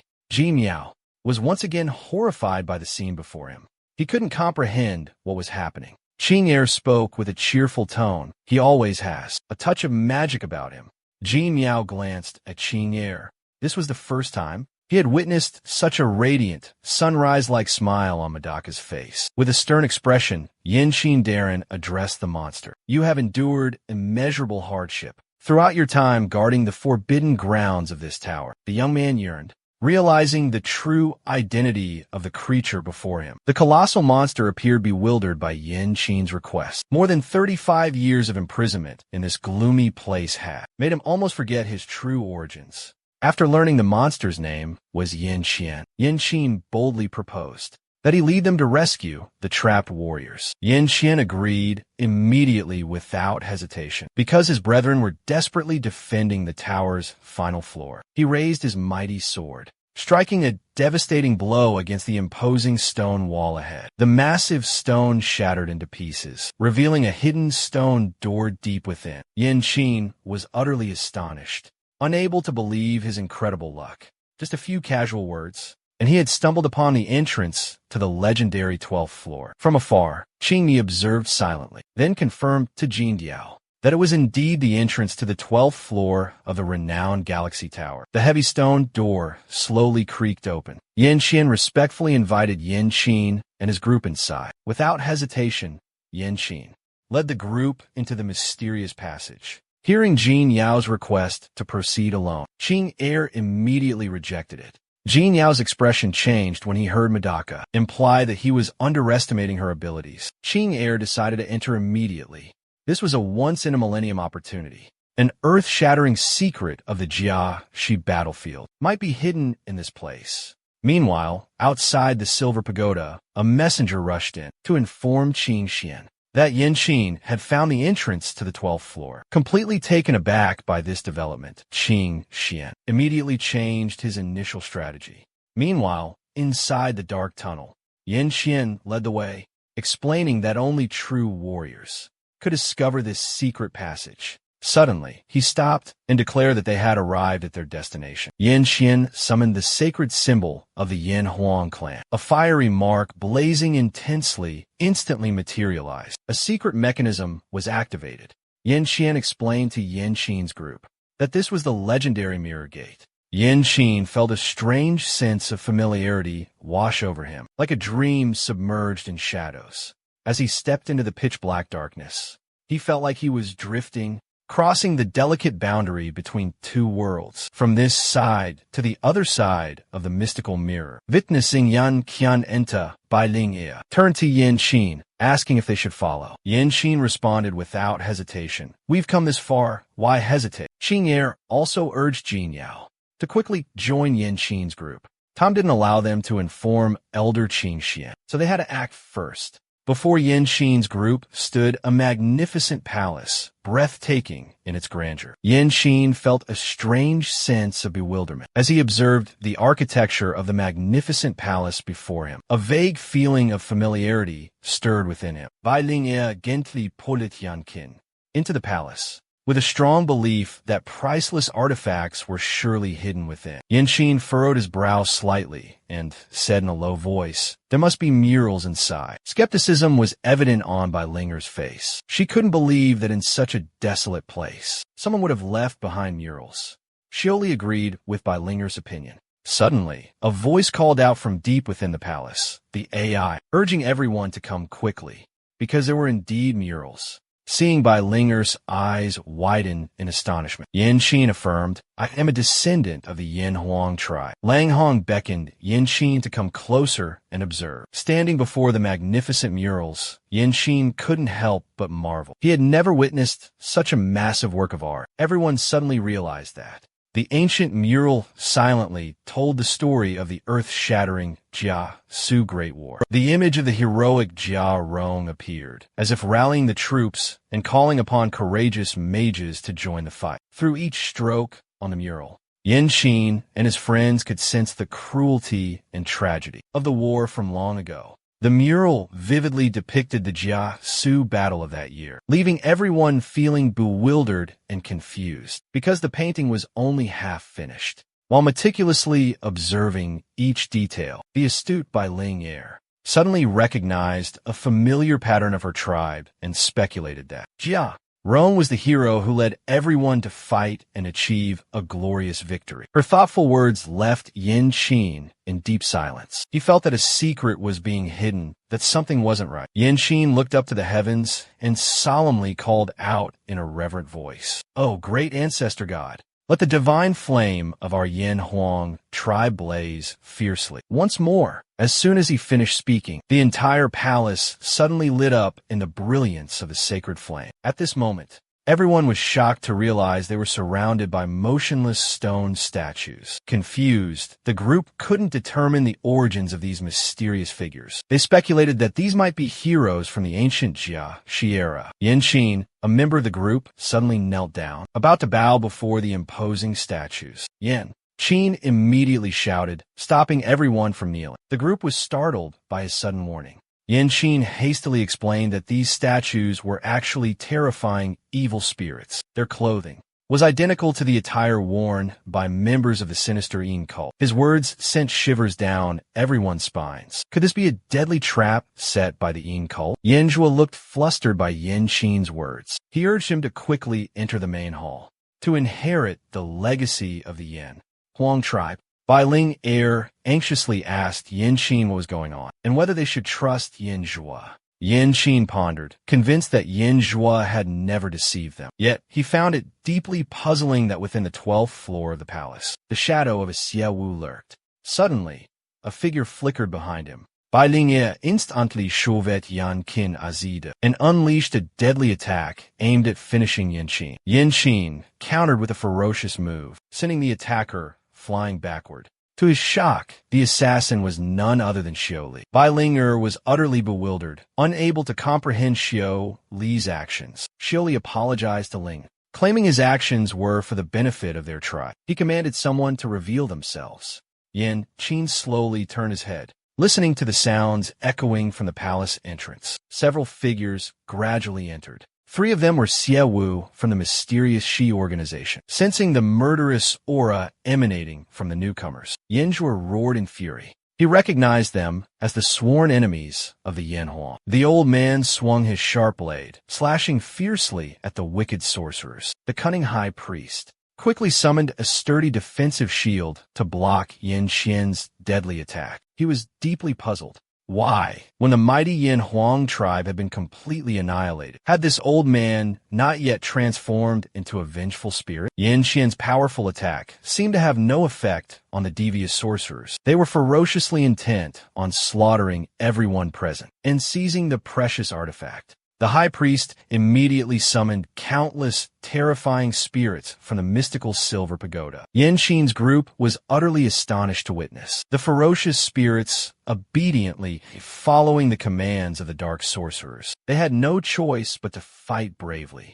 It turned out that 35 years ago, the restless souls within the silver pagoda had been defiled, poisoned by the wicked sorcery of a sinister high priest. This allowed the sorcerers to easily control the ferocious spirits. Seeing Yan Qin's group struggling to resist, the sorcerers gloated, confident in their inevitable victory. Yan Qin spoke confidently, his voice booming with authority, reminding the wicked sorcerers that they were on the 12th floor of the majestic silver pagoda tower. The foolish high priest still didn't understand the deeper meaning of his words. Yan Qin quickly stepped beside Yan Qian and shouted, "The flame of the Yanhuang Emperor is eternal, forever enduring." His spirited words seemed to awaken Yan Qian from his daze. He roared powerfully, "Brave warriors of the Yanhuang tribe, rise. Use your strength to protect this sacred land." Yan Qian immediately performed a secret technique, a skill passed down through generations of the Yanhuang tribe. Immediately afterward, a legion of powerful Yanhuang ancestral spirits suddenly appeared from beyond the doorway.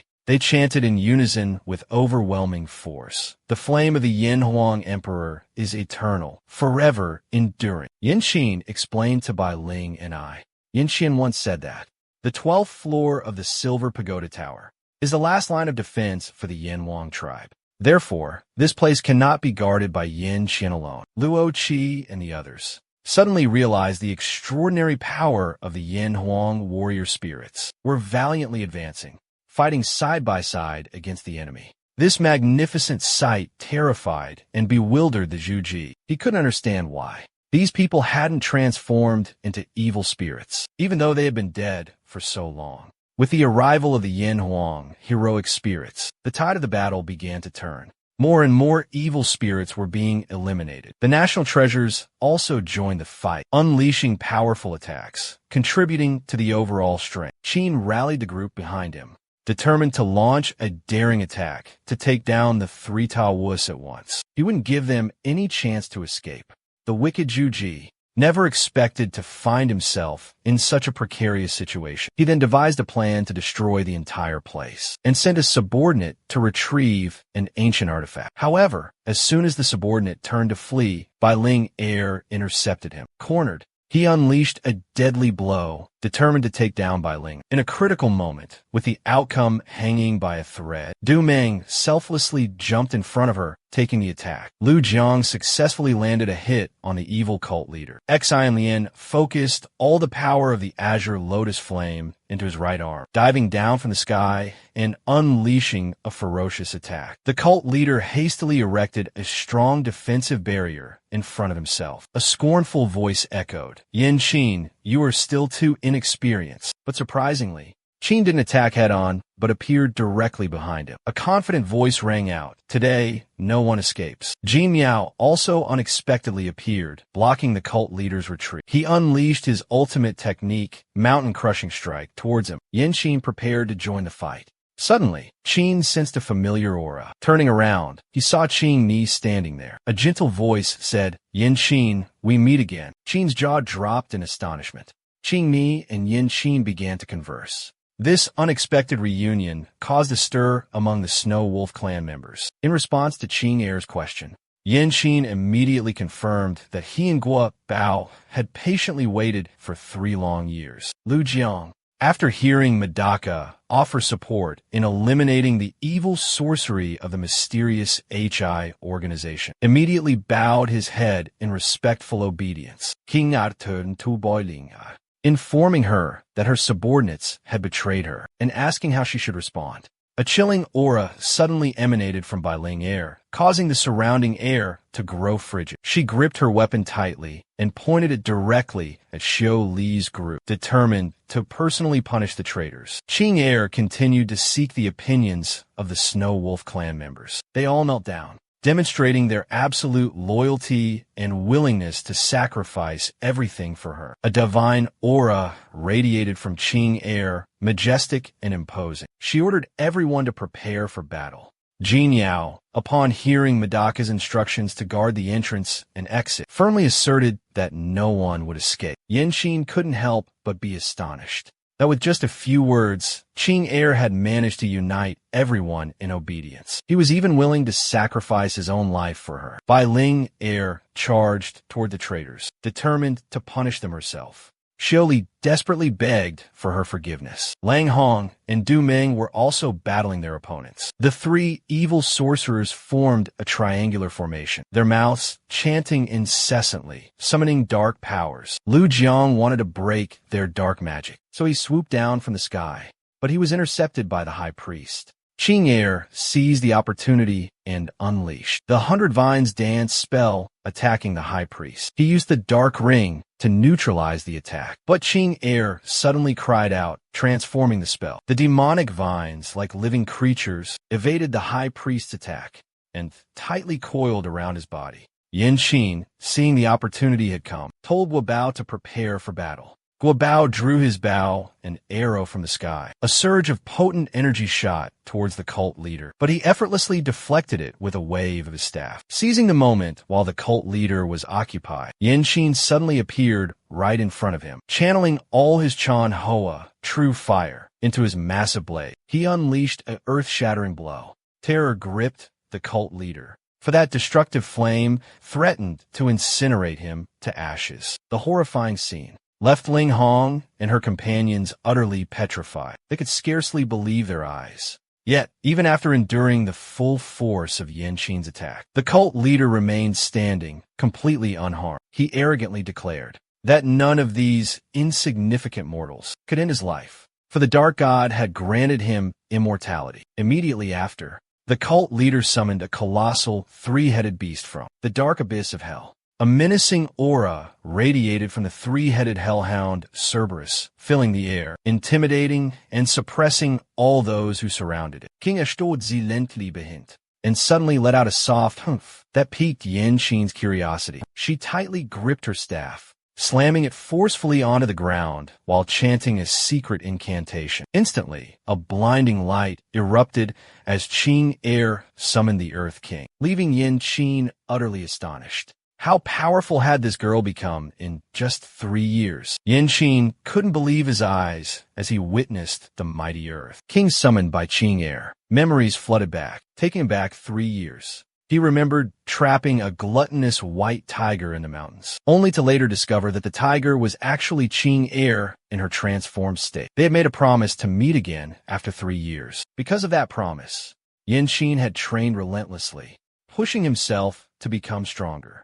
He thought he was prepared, but witnessing the Earth King firsthand, Wu Yin suddenly realized Qing Ni had been even more prepared than he was. The ferocious 3-headed Cerberus from hell charged straight towards everyone. Qing Ni expressed her desire to witness Yin Qin's true strength with her own eyes. Her words immediately caught Lu Zhang's attention. Everyone turned their heads in unison to look at Yin Qin. Bai Ling Ni couldn't hide her curiosity at the suggestive remark. The others couldn't help but wonder as well. Could it be that Yin Qin was still concealing his true power? At that very moment, Yin Qin unleashed his hidden strength. The azure lotus flame blazed fiercely, quickly summoning his weapon. In the blink of an eye, Yin Qin appeared with a sharp scythe in hand and a mysterious mask concealing his face. The terrifying aura emanating from Yin Qin made Lu Jiang gasp in astonishment. He was truly incredibly powerful. Bai Ling Ni proudly boasted to everyone that she and Yin Qin had once defeated the Golden Crow together. Yin Qin, merging with the Golden Crow, charged directly at the three-headed Cerberus. The heroic spirits of the Yin Huang clan immediately recognized the earth-shattering power of the Golden Crow. Their spirits soared as they roared with excitement. The flame of Yin Huang had truly been rekindled. At this moment, the Tavu group was horrified to realize Yin Qin was the valiant Daru warrior,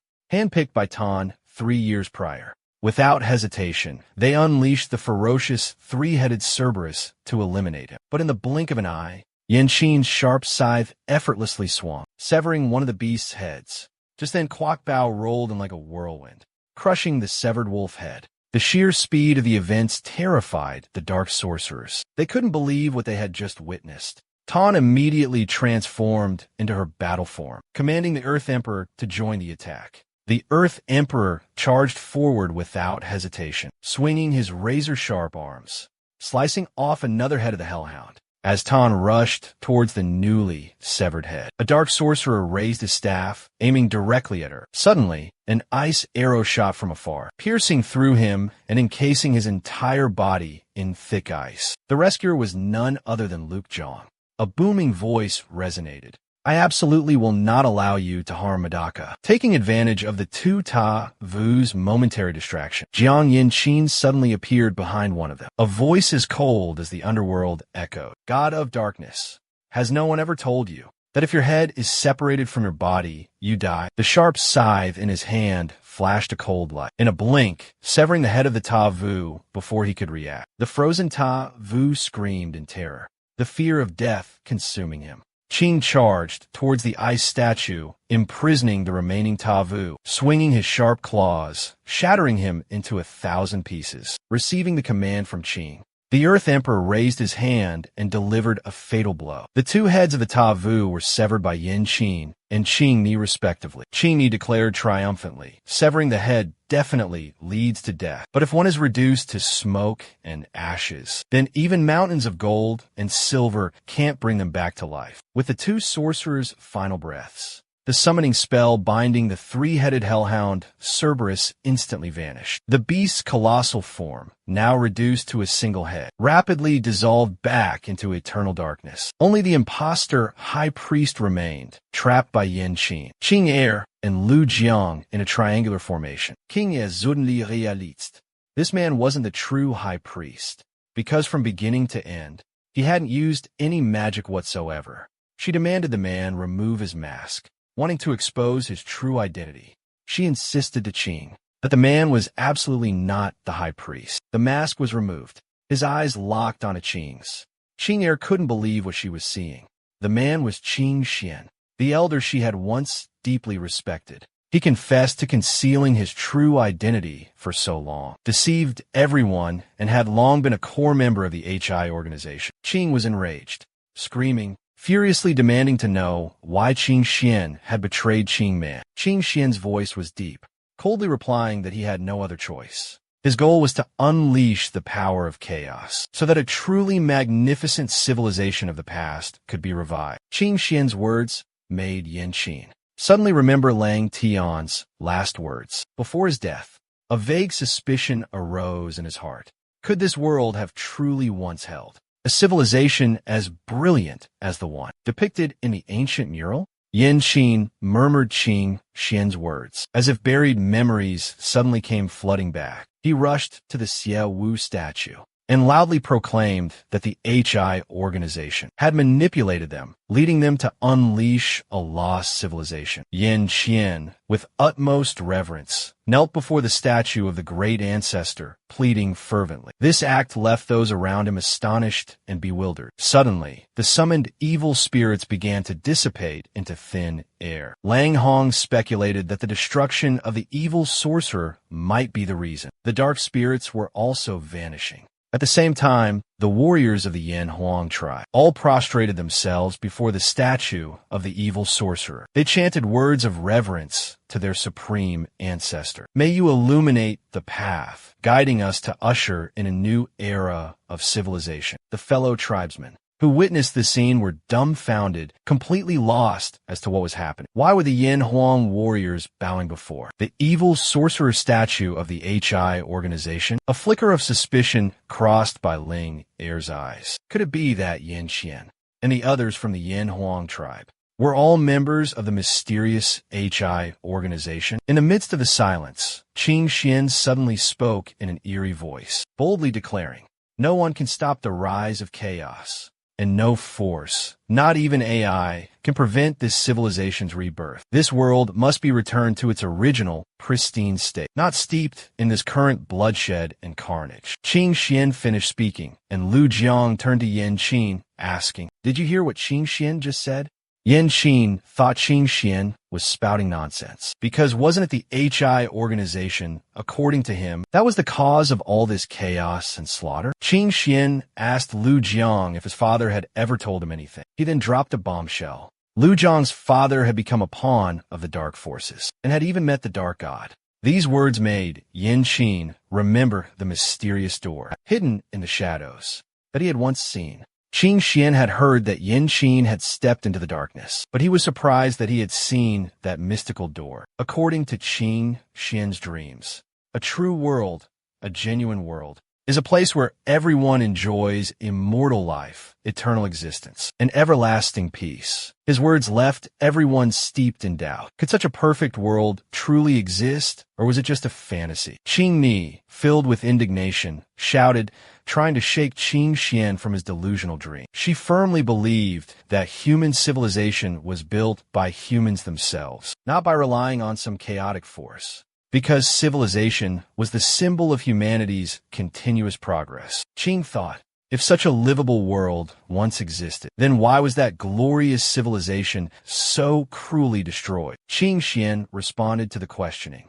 saying that his years alongside Darung had taught him many things. He had learned countless mystical secrets. He revealed a shocking secret that stunned everyone. Many years ago, Darung was a loyal emissary of the Dark God, and a core member of the mysterious organization, HI. Yin Qin expressed skepticism about Qing Xian's account of Darung's past. The story of Darung's background seemed hard to believe. Qing Xian remained calm in the face of everyone's doubt. He asked if they knew that long ago, this world was once home to tens of thousands of talented Wu-Shi. Lu Jiang nodded slightly, confirming her words. She explained that each tribe used to have at least a few hundred powerful Wu-Shi, but now they've all been slaughtered.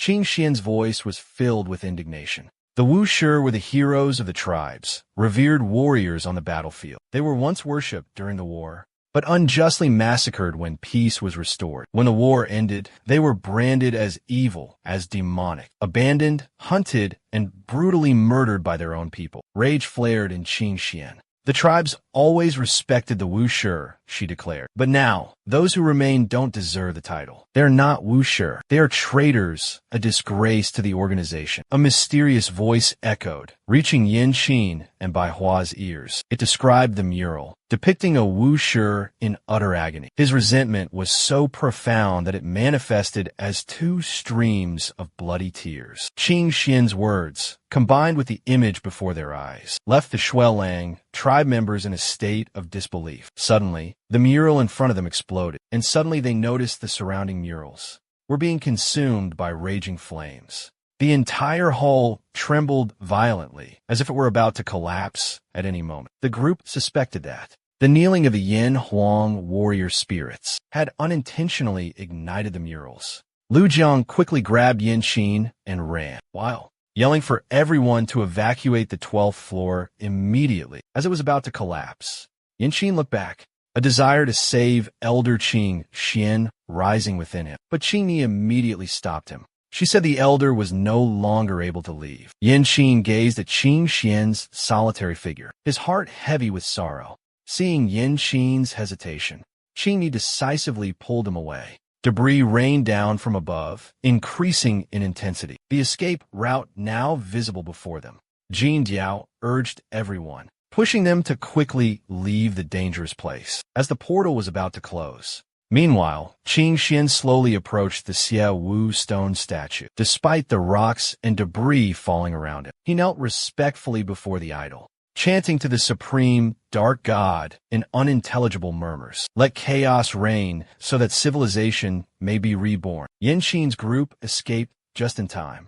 Right before the portal, on the 12th floor, completely collapsed. The group breathed a collective sigh of relief, rejoicing at finally escaping the danger. After taking a head count, everyone realized with horror that Yin Zhuo and Elder Qing Xian were still trapped inside. Suddenly, terrified screams erupted. Everyone was horrified to see a shadowy figure appear behind Yin Qin. But upon closer inspection, they realized it was Yin Zhuo. He was kneeling before Yin Qin, displaying utmost reverence. It seemed like he was about to entrust him with a treasure. Yin Qin cautiously approached, carefully receiving the mirror from Yin Zhuo's hands. The moment he touched the mirror, Yin Qin's consciousness was suddenly pulled into an ancient battlefield. Before his eyes was a scene of humans and ferocious beasts, slaughtering each other in a bloody war.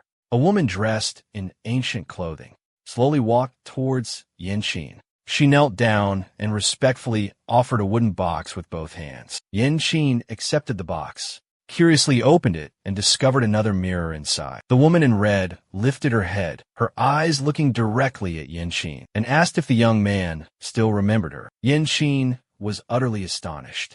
He suddenly realized that the woman before him was the stone statue he had encountered in the mysterious darkness. He had a feeling of déjà vu, just like when he found the strange skull on Dongshan Mountain all those years ago. Yin Qin suddenly saw another figure, an exact replica of himself, standing right in front of him.